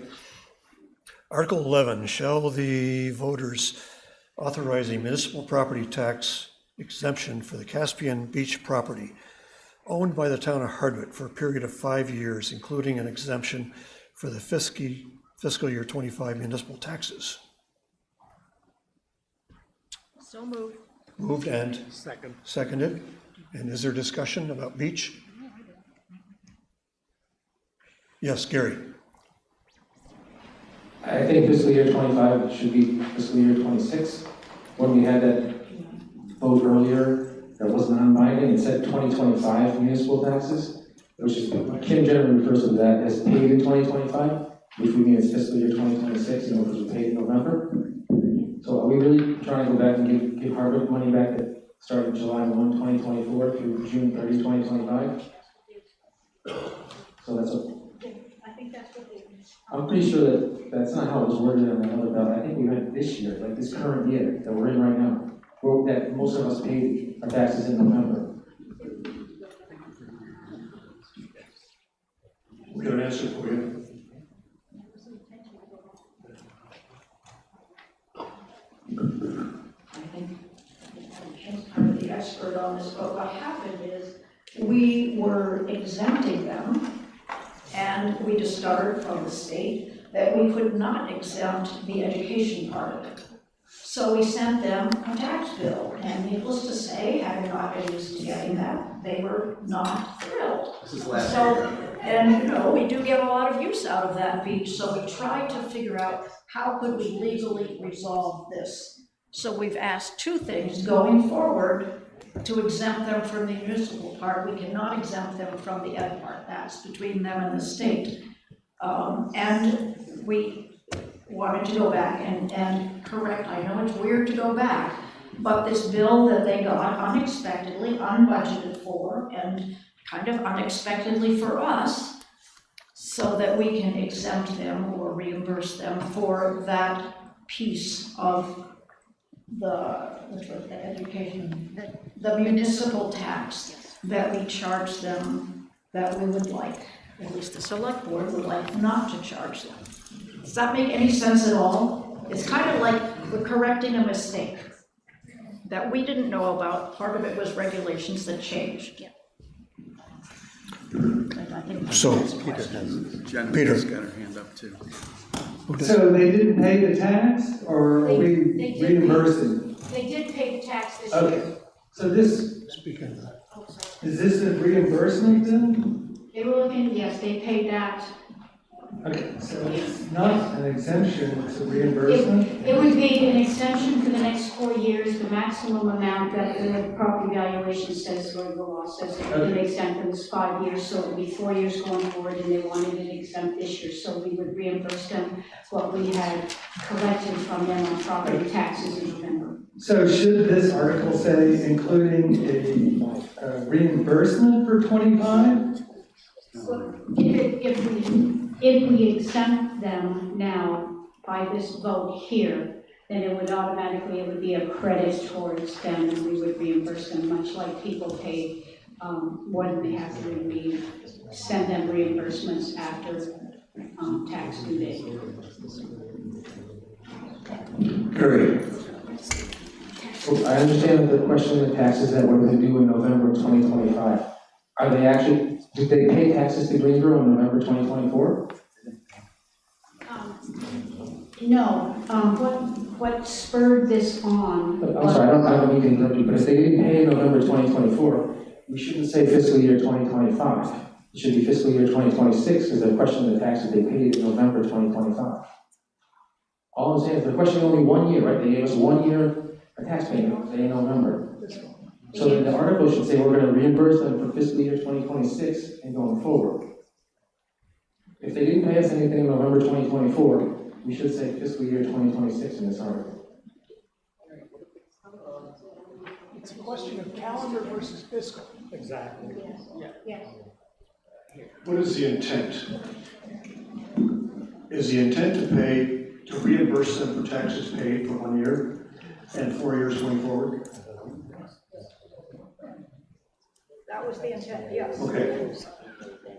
So the intent is to reimburse Hardwick for taxes paid, which they should not have been billed for 1 year, and to exempt them for 4 years going forward, I believe. Is that correct? They were billed until November 2025, correct? Oh, man. Okay. Yep. No way.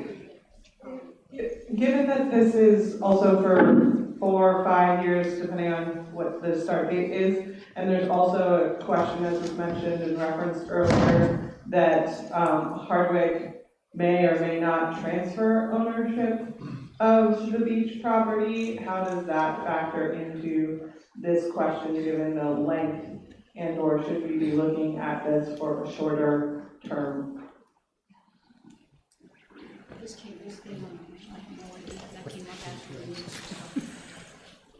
It's a 5-year period. Well, obviously, if we end up owning the beach sometime in the next 4 years, we will not be billing or exempting the town of Hardwick. So I think that will resolve itself if we purchase the beach.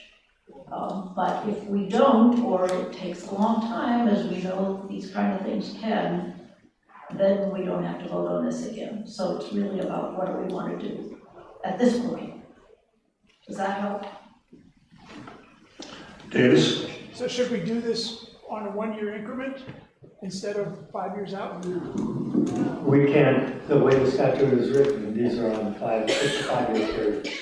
So originally, when the statute was passed in 2010, it said that that Hardwick and Ferry could be exempt from paying municipal property tax on their beaches.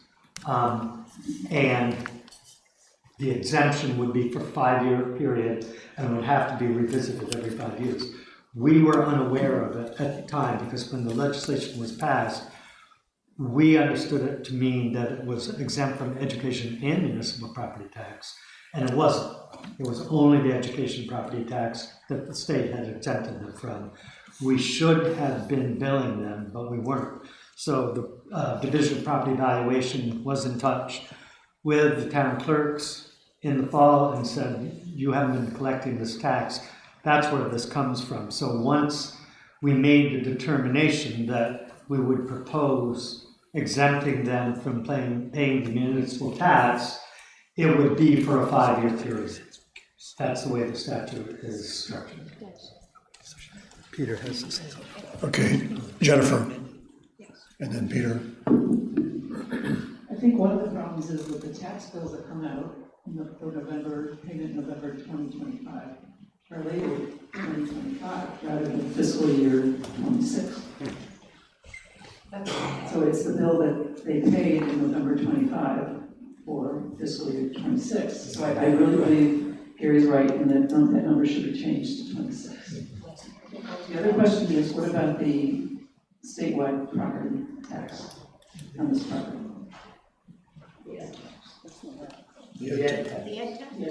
The state collects State collects that from Hardwick. Peter? Yeah, I think Tim is absolutely correct. The intention is to not tax Hardwick for the beach and going, as Judy said, doing it for multiple years is not a problem. So I think the only problem is determining what fiscal year we're talking about. So if people are happy with that, let's call the question. Are you calling the question? Peter, did you call the question? I said as long as we're happy with the fiscal year, and I guess people aren't, so no, I'm not. Okay, continue, Larry. Call the question, which ceases debate. Is there a second? Okay. So before we have the question, we need to have a correction. Do we want a correction this? Do we want to correct this to 26? Yes. Okay, I need an amendment to change the number of fiscal year 25 to fiscal year 26 from somebody. Carl's made the amendment. Is there a second? A second from John. Okay, so we are talking about amending Article 11 to say FY 26. All in favor of doing that, please say aye. Those opposed, say no. The ayes have it. Okay, now we're going to talk about calling the question, which requires a 2/3 vote. All in favor of calling the question on Article 11, please say aye. Aye. Those opposed, say no.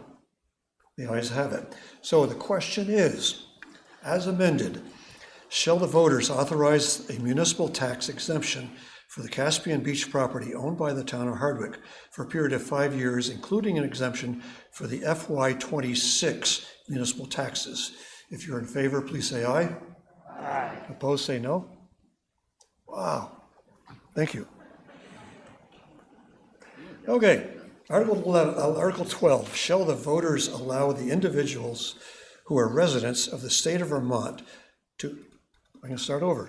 Shall the voters allow individuals who are residents of the state of Vermont? We know what you mean. Let me start over again. Next year's moderator is not going to be dyslexic. Shall the voters allow individuals who are residents of the state of Vermont to be elected to the office of town clerk as provided in 17 VSA number 246A1? And is there a motion? So moved. Moved by John and seconded by McNeil. Okay, discussion, John? It's difficult. It's difficult, as everybody knows, to find people with the skill sets that we need to run our government. And I think this is one way that we can expand our reach to look for more people. So I'm in favor of it. Chris? Chris. Next to the mic. You want to speak to him? Thank you. I noticed our treasurer isn't here today, and I suspect that's because she's a resident of Hardwick and wants to go to their town meeting. If we do have a town clerk who's not a resident of Greensboro, I think we want to avoid that problem. Any other comments? James, you got something? Okay. Other comments? Gary and Carl? I'm a big fan of the town clerk living in the town, especially a small town in the Northeast Kingdom. I think it's great to be in the town. But our town clerk is running for another 3-year term. Is there an intention not to fill out the term? I don't know why we're actually doing this right now. I am filling out the term. So we're doing it, we don't know. We're doing it now, so that moving forward, the next time there is an election for a town clerk, this will be part of how the process works. So it's not, there's no immediate need. We're thinking we're passing this now for 3 years from now. Or if the town clerk should resign in the next year or get two, hit by a bus. Or get hit by a bus, succumb to unfriendly fire. There's no buses in Greensboro. We would have no the buses option in to residents who don't live in town.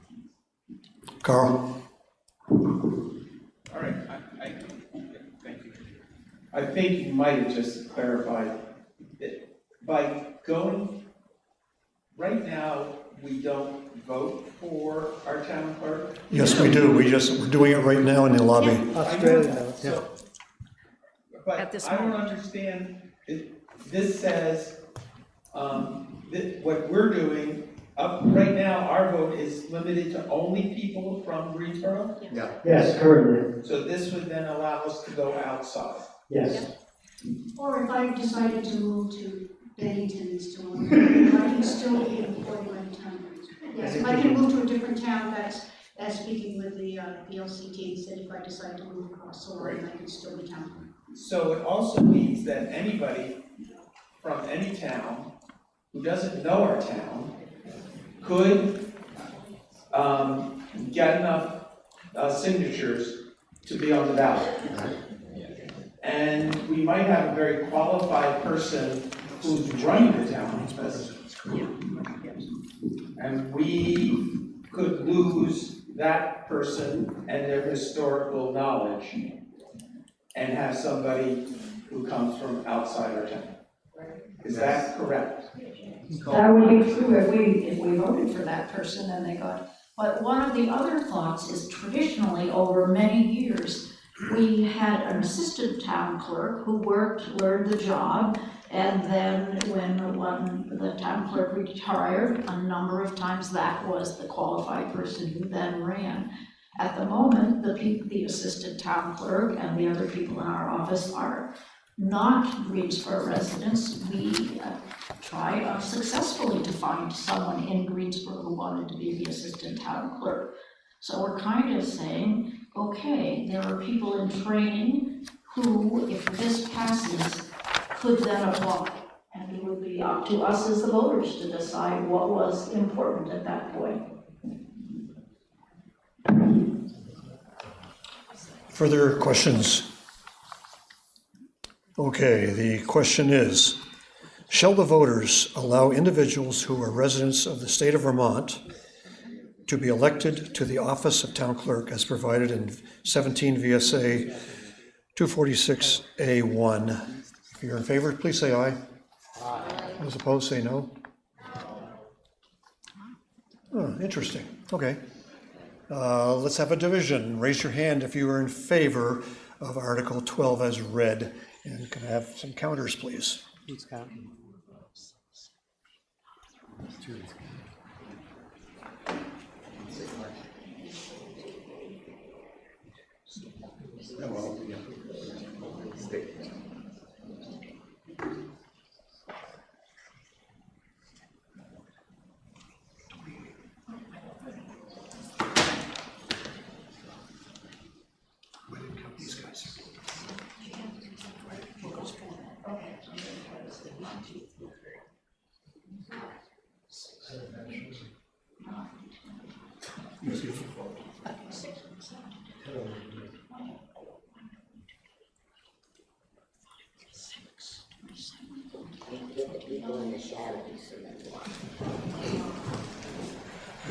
I'm used to counting kids. That isn't many usually in school. Okay, those who are opposed to Article 12, hands up.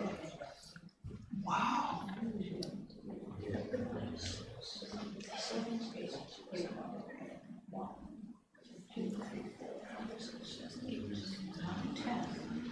Eleven, 12, 13, 14, 15, 16, 17, 18, 19, 20, 21, 22, 23. Is that Davis? I did get Davis. Okay. Number of hands in the air was 54, 31 yes, 23 no. So you have passed Article 12.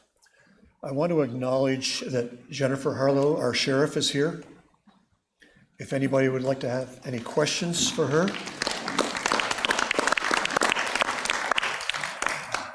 Would you like to say anything, Jennifer? I just wanted to stop and say hello to everybody. I'm glad I was the label name. Is there a microphone around here someplace? Can you guys not hear me?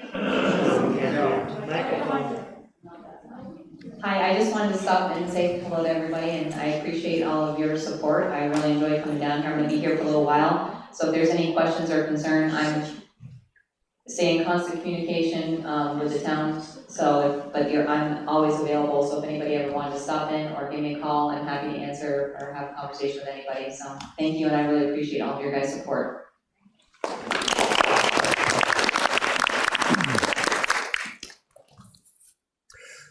Okay, we're on to Article 13.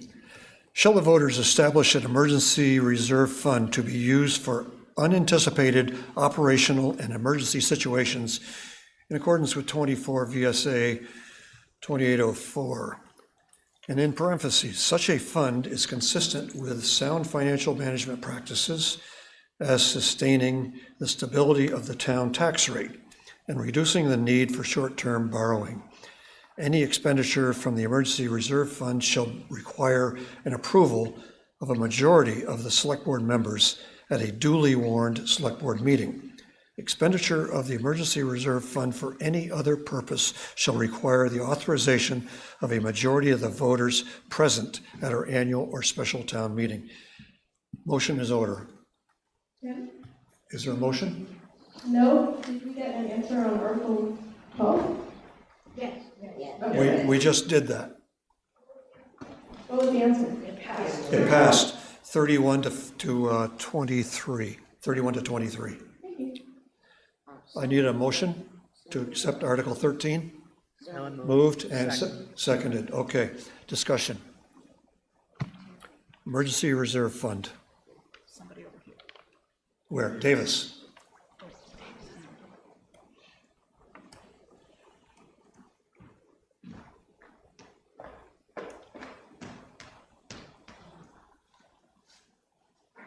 From what has been pointed out to me in the numbers, is that there is a lot of cash in what is typically used for emergencies already in our budget. So I'm curious as to whether this has been earmarked for something in particular, or why would we need a separate, basically a second slush fund to make our town flow. Nice. I object to the word slush. Somebody address that question? Deb? Now, the idea is that it's not for anything in particular, it's for emergencies. This is language that came through Vermont League of Cities and Towns. It gives the select board some flexibility to act quickly, but in full transparency, this was, language was put together before some guidance from VLCT was put out at the beginning of February, so just a few weeks ago, 1 month ago, which pointed to legislation that's been passed by the state that gives added flexibility to select boards to use fund balances in emergencies. So the old rules said you couldn't use it. It was hands off the fund balances without voter approval. So therefore, our hands would have been tied in an emergency. So the idea, when we came up with this and put it on the warning, was that we wanted to get beyond that so the select board would not have its hands tied if it needed to draw on funds in an emergency. I think given this new legislation, it's probably, it's no harm, but it's not as pressing a need.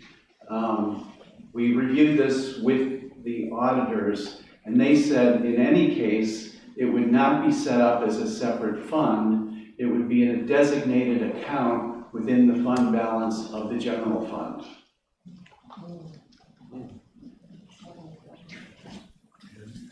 Ken?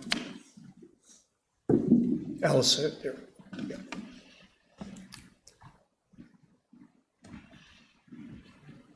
Two things, Tim. One, this proposal does not say how much money would be put in there. And the second is you could only take money out if it was an emergency. But given what you just said, that seems like a bad idea. Because there has to be an emergency for you to take it out, but right now, if you had to take it to Fund A, to Fund B, you could. Well, it wouldn't restrict us from doing that, but you're correct, that it is, I think it would have been a good avenue for us to have that accessible to the select board in an emergency, but it's not such a pressing need now because of this brand new legislation that's been passed. Okay, Carol? Yeah, mine was only a clarifying question about the legislation. Does it change 24 VSA 2804? Good question, I don't know. It currently reads, the reserve fund shall be kept in a separate account and invested as our other public funds. Da, da, da. Yeah, well, an account is not the same as a fund. Yep, Judy? If you've been listening to the news, there are several towns considering this at this point, and what our original thinking was this is a year, because of FEMA reimbursement being greater than what we spent, this was a year we could put some money aside, start this fund without it impacting the taxpayers, as opposed to just carrying a balance, an excess. So that was part of our thinking. Ellen also. Yeah, and I got Nicole. When I understood listening to this morning's radio. Ellen, Nicole, you're on. Sorry.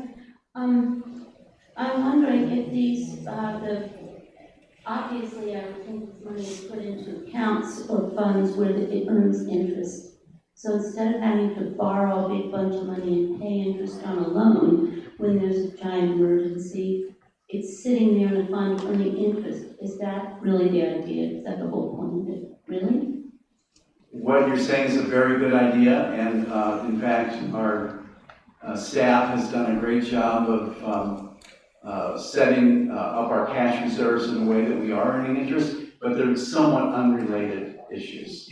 One is an accounting issue, and the other one is a cash management issue. They're related, but it's not the same thing. I want to also answer Ken's question. If you look, the next article asks if we pass this, if we want to take $50,000 from the 2023 FEMA reimbursement to start that fund, so that there is an amount there.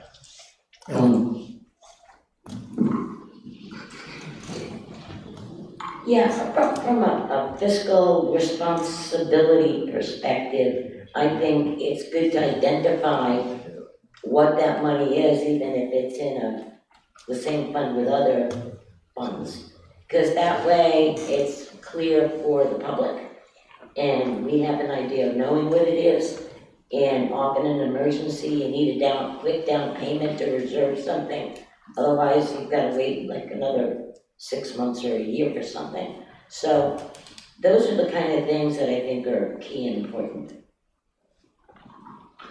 Okay, Peggy? Just to clarify, if the money is in this special slush fund, shall we call it, that means you can't touch it unless there's an emergency, is that correct? I just wanted to be sure. Okay, and back to Harry.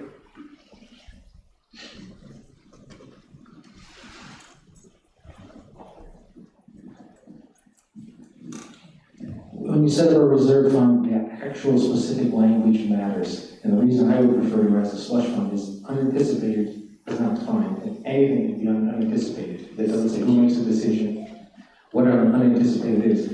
Anything can really be classified as operational. It's not defined, and anything can be an emergency. We don't define any of these terms. So in my mind, whether you want to call it a slush fund or not, it's a slush fund that 3 select board members could use on almost anything. I appreciate Tim's honesty saying it's not really needed. Traditionally, if you ask other towns, they recommend about 15 to 17% of your total expenditures to have in an unassigned fund balance, say in your general fund. So for Greensboro, that would be on the order of $375,000 to $425,000.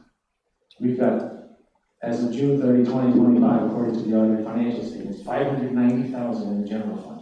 way above what's considered prudent by most towns and government bodies.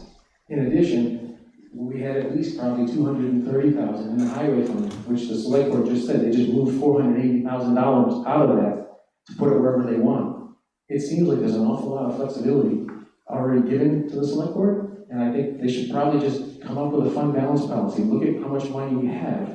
Do we really want to create something new that is really completely undefined? And as much as I like these select board members, what happens in 3 years, 5 years, when we got a new one? You never know. So I like to put processes in place so that 3 people can't just tap this money, for almost any purpose. Thank you. So as the person who pushed for this, who researched it and pushed for it, I'll just say that I think given this new statutes from the state legislature, it's unnecessary.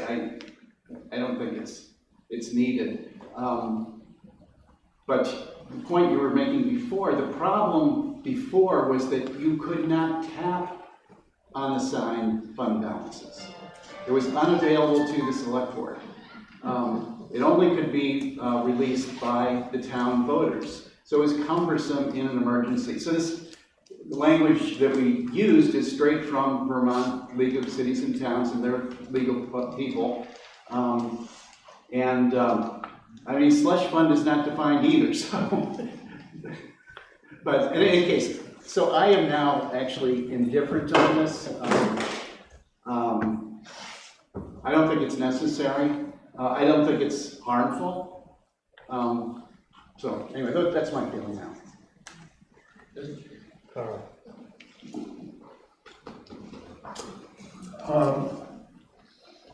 I think for those of us that aren't in the weeds of all of this, it is not clear whether we should be voting yes or no on it. What I hear is we're in the mud because we don't know that the new law has just been enacted.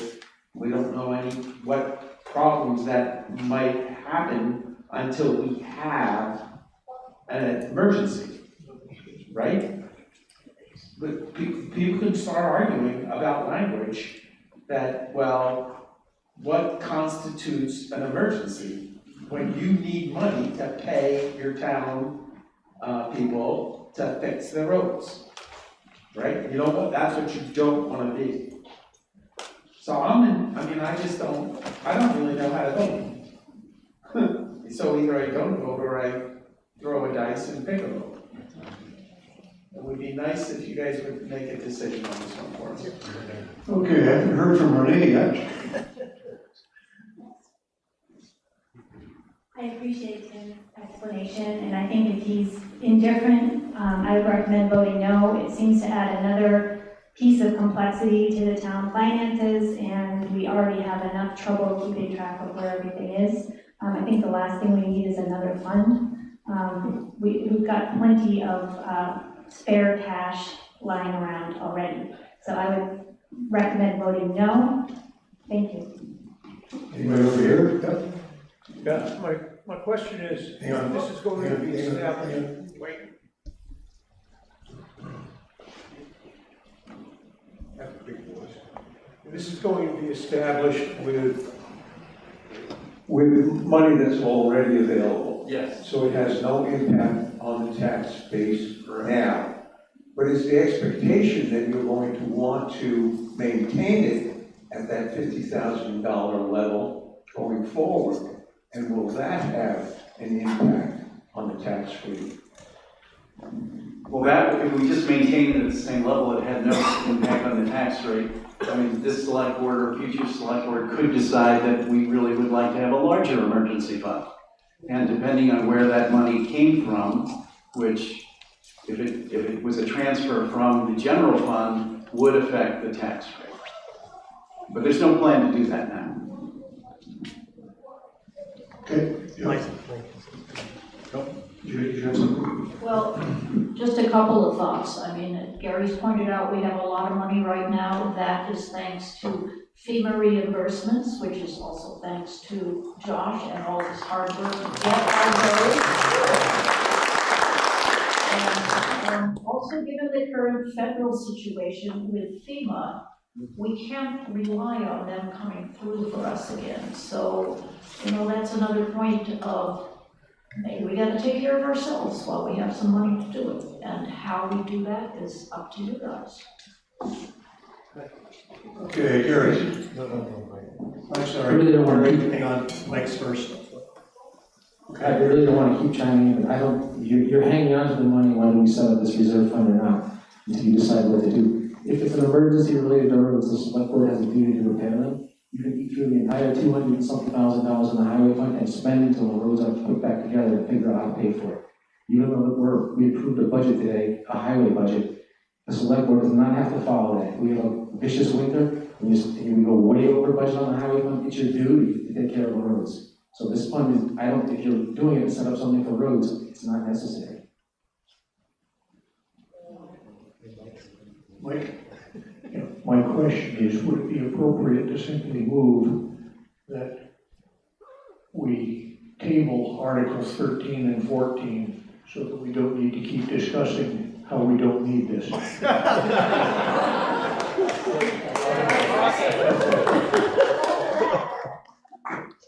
Larry? Is there a second? Second. Okay. We're voting to call the question, which requires a 2/3 vote to cease debate and continue. He did not. He made a suggestion. Okay, so all in favor of calling the question, say aye.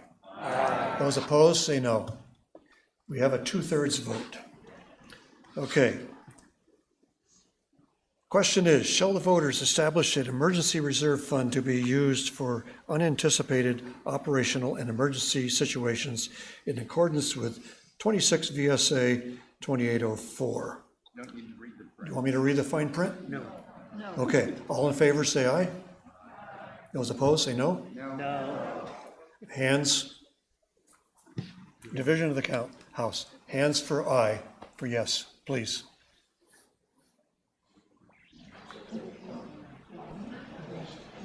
We're voting on Article 13. If you're in favor of it, please raise your hand.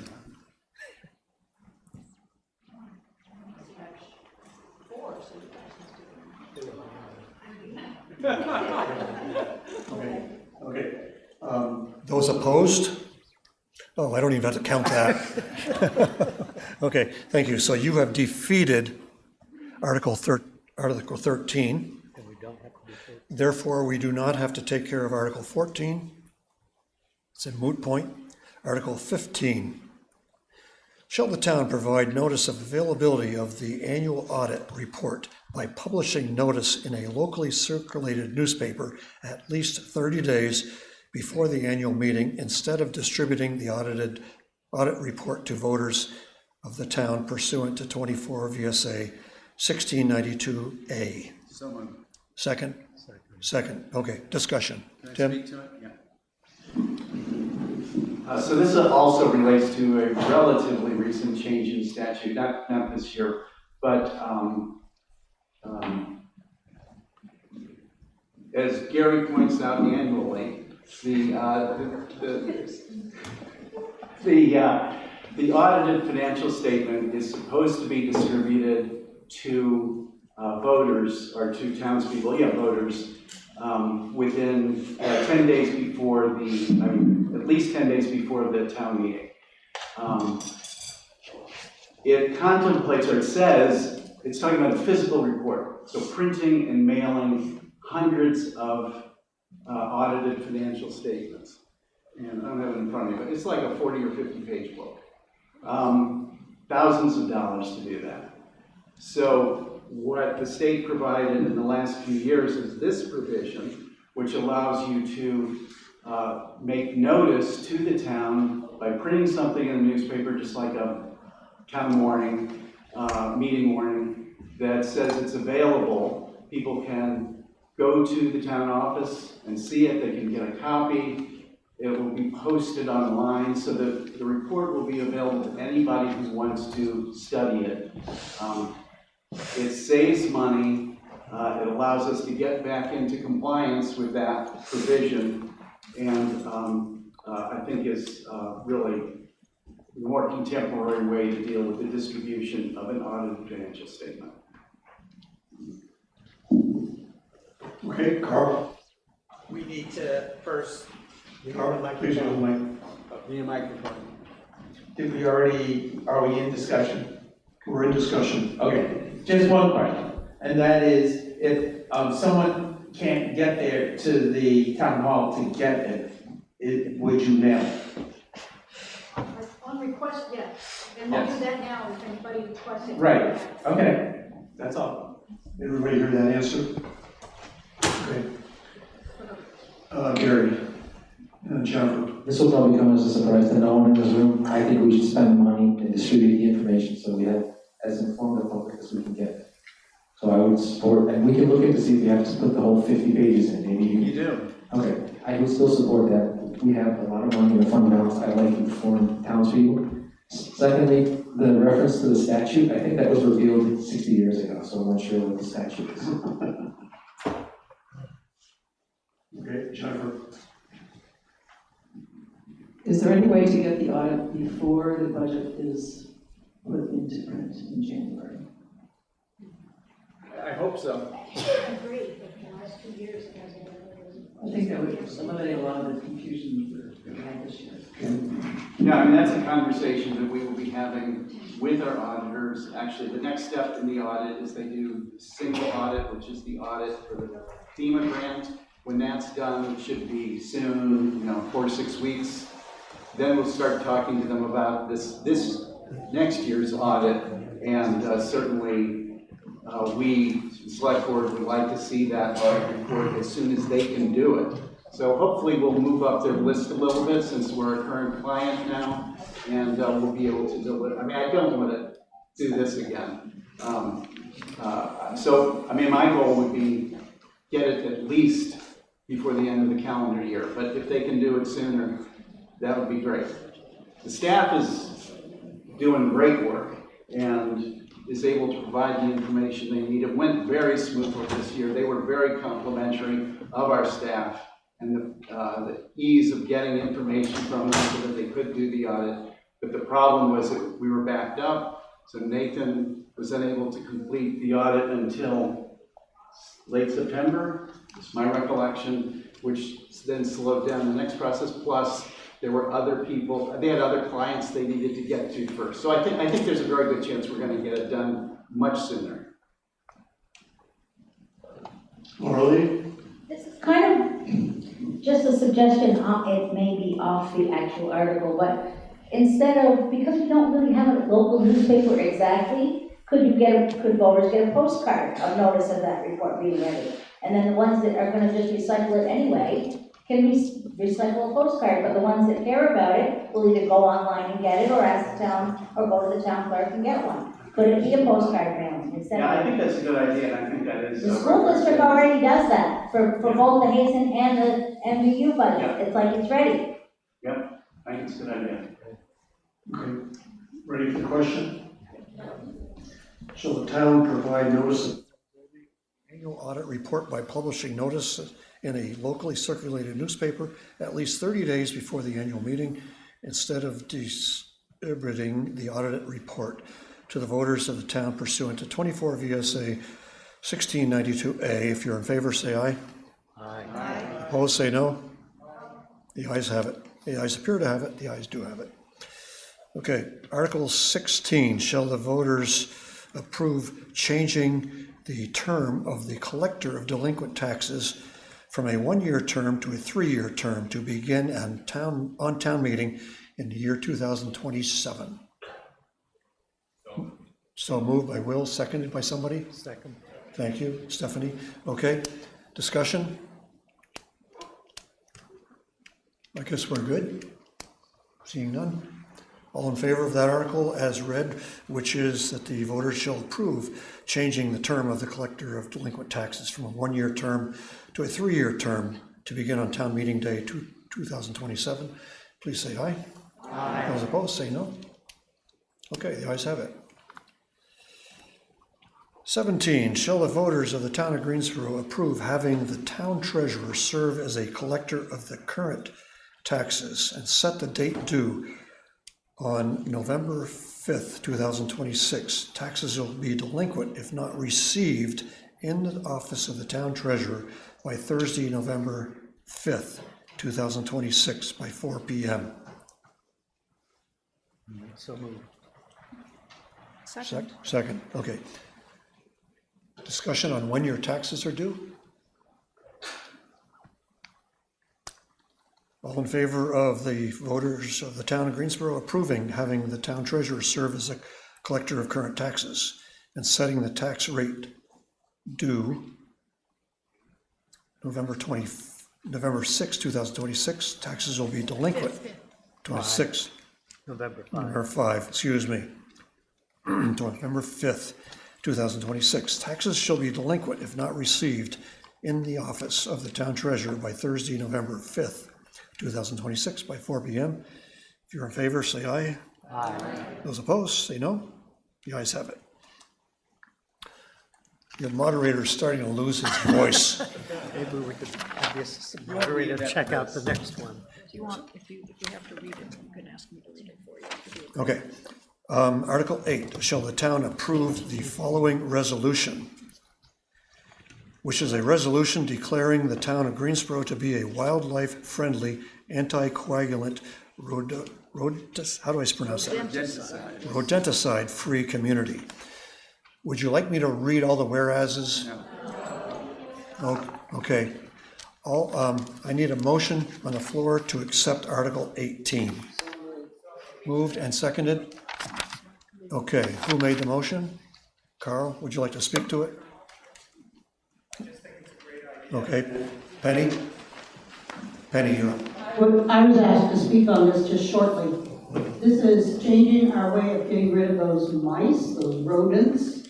So rodenticides are those chemical compounds that kill those mice, and unfortunately, they've learned that the poisons in the mouse pile up in the gut of a cat, or a dog, or a raptor, or any animal, an owl, any animal that eats that mouse. These things pile up, just like, if you remember, mercury used to do this in fish. When a big fish ate a bunch of little fish with mercury in them, that was suicide. So we're actually doing a lot to our predators for these mice, which are actually the natural help in killing them. So I recommend vamoose and a few other things. Vamoose is just a deterrent you can put in your cupboards or wherever, and they don't like it. They don't come anywhere near it. Leslie Simonson sent me some vamoose, and I'm very happy my cupboard is mouse-free now. I just want to add to that. You think you're killing off the mice, and you are, but you're actually killing off the things that prey on the mice. So you're actually encouraging the mice population to grow as you're getting rid of the other things. You're unbalancing nature, and you will not have fewer mice because of using this. You will, in fact, have more. Penny, did you say vermouth? Vamoose. Vamoose. Vamoose, okay. I thought you were talking about martinis. Okay.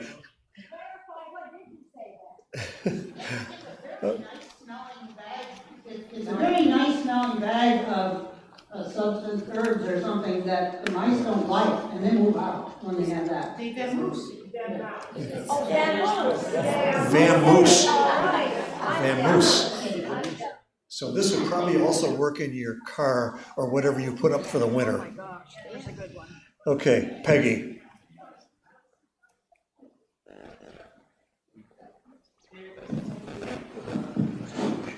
You're on. You're on, speak up. Okay, I was talking to someone who lives in the Bend, and she said they have a rat problem. Now, if you have a situation like that, what can you use? Somehow, vamoose doesn't seem like the solution. Oh. No, we're talking rats, not mice. Yeah. So Carl? rats and mice don't get along, so you should get mice.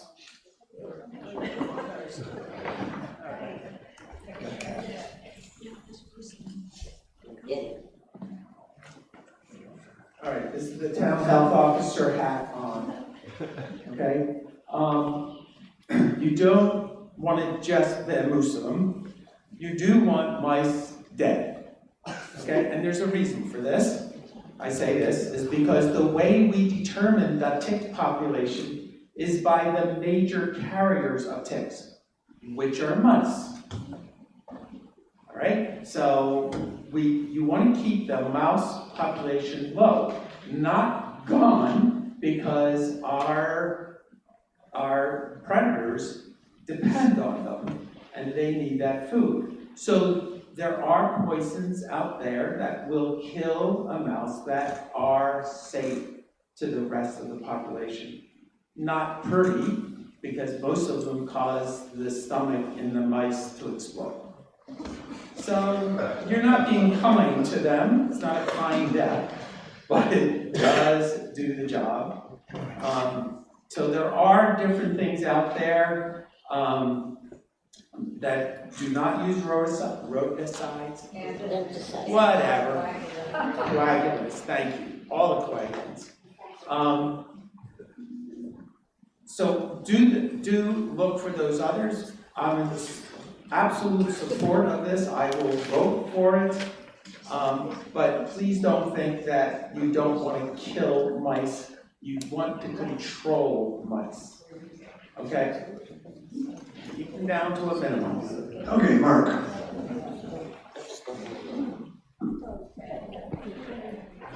So, poisoning mice to me is like it's a bad answer to a problem.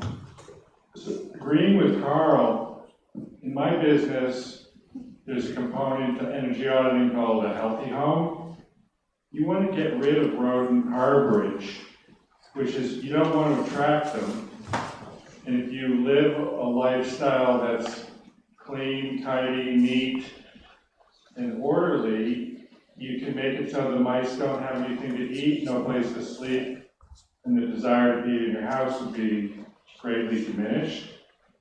I did that at my train depot. I don't have any more mice by not making good rodent harborage, which is keeping stuff away from the foundation of your house, keeping your basement clean, keeping food sources buttoned up, and keeping your house so there's nothing for them to eat or drink. So there's another way to deal with this that doesn't involve poison. And it's pretty simple and it's no cost. Ready for the question? And with your permission, I'm not going to read the entire thing. I'm going to read the bold print. Shall the town approve the following resolution? Resolution declaring the town of Greensboro to be a wildlife-friendly, anticoagulant, rodenticide, whatever, free community. In favor, say aye. Aye. Those opposed will say no. The ayes have it. Okay. Article 19, this is the transacting any other business that may legally come before this meeting. And I'm going to take a minute to say that serving as a moderator has been a real honor to me and a privilege, and it's been a lot of fun, believe it or not. And I hope you all vote for Mavis because she's coming into this job about the same age that I did. And I hope you will support her for the next 45 to 46 years. Because it is nice to get some of this stuff under your belt so that it becomes kind of second nature and people believe in you. So thank you all. It's been a great run. Thank you.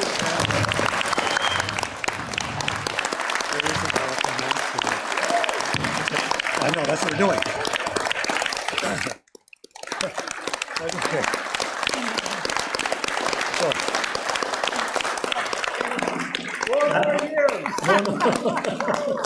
No. So that was part of Article 19.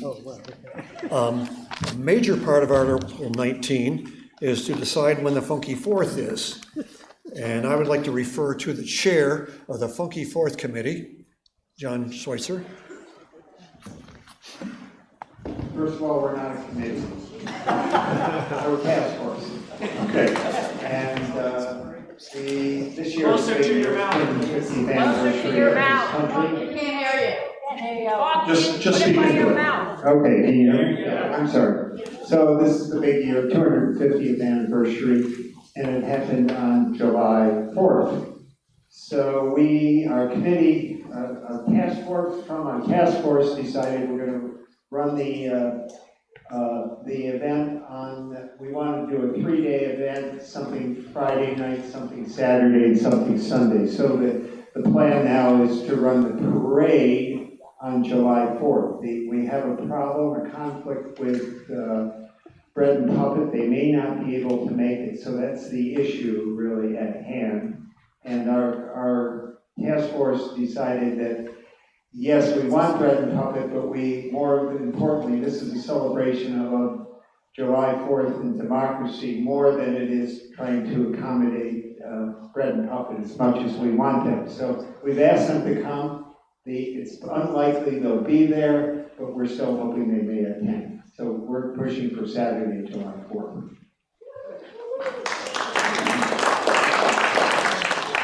Okay, Carl? Is it on? Yes. By the way, don't tap the mics when you're speaking. Trying to tell them when they're on. It's hard on our soundboard, please. All right. Just very quickly. One of the things as a town officer I had realized this summer that I was delinquent in doing is providing more information about cyanobacteria, especially for people who have ponds of all sizes, small and large. So in May, my intention is to put a panel of experts on how to deal with cyanobacteria. When is it dangerous? What do you do to deal with it? How to avoid it? And how to keep it out of our lake. Okay? So this is really important. So I'll put out notice on Front Porch Forum. I'll put it on the town website, and I'll put it in the Hardwick Gazette and see if we can't get some people there to it, okay? So that's number one. The other thing is, for those of you who noticed, we do have a rabies issue, okay? It's not new, but it is definitely on the increase. Please report to me or to Kevin. We have to report anything that gets to us, we report to the state. That's the way they determine what they're going to do. Also, please write to your legislators and say, we need to vaccinate our wildlife. All right, we've got a way to do it. Canada's doing it very successfully. We're doing it in a very small way. So please help with that effort too. Okay? Thank you. And seeing how I'm a lame duck, I'm going to put in something here. Hardwick Rescue Squad is in a very inadequate building right now, and we have a task force, which John and Carl are part of with me and a few others. We are going to be building a new facility for ourselves. We're going to be raising $4 million over the next 3 years. We've already got $1 million in the bank of our own money that we have put aside. So we're going to be approaching communities, we're going to be approaching grantors, and we're going to be approaching individuals.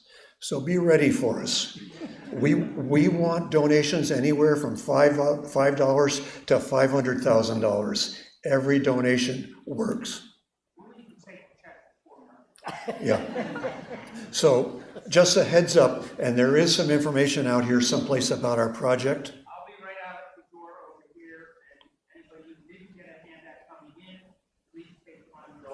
Okay, so very good. Anything else to come before this meeting?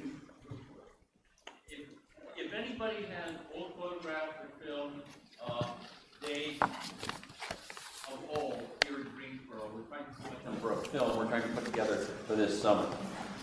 So especially those families who've been here for a long time, if you have that kind of thing, let either BJ and the Historical Society or me at the Highland Center know about it. Okay, Early.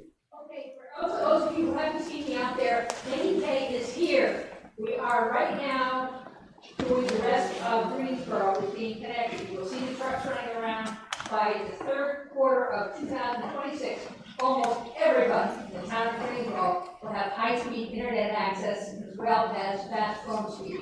And if you have any questions, give me a holler. Be sure you sign up for NEK broadband.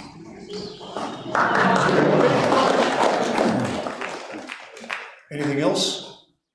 Motion to adjourn? Well, we have one more? Okay, Nancy. Did you have something? Rob. Okay, Rob, bring him. You're way down there. Okay, you got the mic? You got the microphone? Mavis. Mavis, where are you? She's leaving. She's leaving.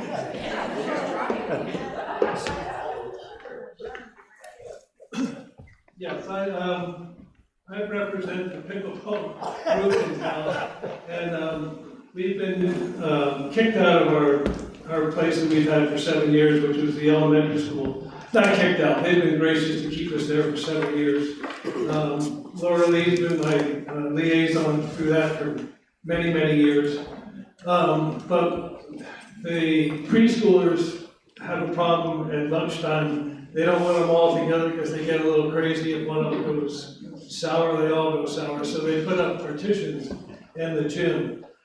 So we're in search of a new space. And I approached the select board about using the third floor of the town hall. And they've been, they've accepted it. They've said they're working on it. Last meeting, they asked Carl to go see the fire marshal to see about the use of it. And Carl and I have been in conversation, through text and phone calls. And he said this could take a long time, and then lo and behold, a day later, he says, I got a report. So the report that he gave me was from a report that Rural Edge did in 2024. And there's, basically, in studying the report a little closer, it talks about the report was for the town hall, which is where the town hall offices are, and the classrooms on the second floor. It didn't mention the third floor at all. So I called the fire marshal, and he was kind enough to return my call yesterday. And he was a great guy, really enjoyed conversation with him. He said that there's several violations, that these are from 2024. I don't know if they've been addressed. And I'm not going to read through them. You can get this report from somewhere else. But he recommended to the select board and to whoever this went to that for proposed use and code analysis shall be done by an architect. This shall include ADA, structural, whatever. He also added that this could change from, if there was 100 people up there using it, would be much more strict regulations. But we're talking about 8 people tops that play pickleball. We've been up and looked at the space. The select board's been aware of this. They've gotten this report as well, I believe. And Carl said to me that he was going to recommend that they go forward with this and have an architect check it out. The guy also said, I asked him, I said, do you have an architect that you can recommend? And he said that he can't do that because it would be, a bias for him to recommend, an architect. But he said if you could find a local architect that's done work for the town, that would be your best bet. And have them come up and do an assessment. And he said maybe you have to do a lot of things, but at least this is going forward. We voted to save this building and for the community, and this is a step forward to try to use it. So I was hoping there would be more people around, but you guys burned everybody out. So Thank you. So, Lynette's, and then you're up. Have I got an architect for you? And it might be free. I've heard that too. Okay. So, Okay. I've been in touch with an engineer who is currently working on the design of the new rescue squad building in Hardwick. I'm anticipating a reply from him. He was highly recommended by the architect engineer from Jasper Hill. So I'm hopeful to be in touch with him because the fire marshal did recommend that it be examined for code compliance. Yeah. So we're doing something. His response, I know, and I appreciate it, but his response to me was that an engineer would cost a fortune. He suggested an architect who knows the ADA codes would be a better, and Carl's waving his hand. He suggested that an architect, and he says it right here in the note, that knows the ADA rules that might. Yeah, I saw the same report. Just a clarification, it's ADA and structural code. So not all architects have the structural background to analyze the building. So that's why they put both of those words in, okay? That's why I am interested in at least talking with an engineer. Thank you. Okay, anything else? Speak now or hold it. Motion to adjourn? Neither amendable or debatable, all in favor say aye. We're out of here, see ya, thank you.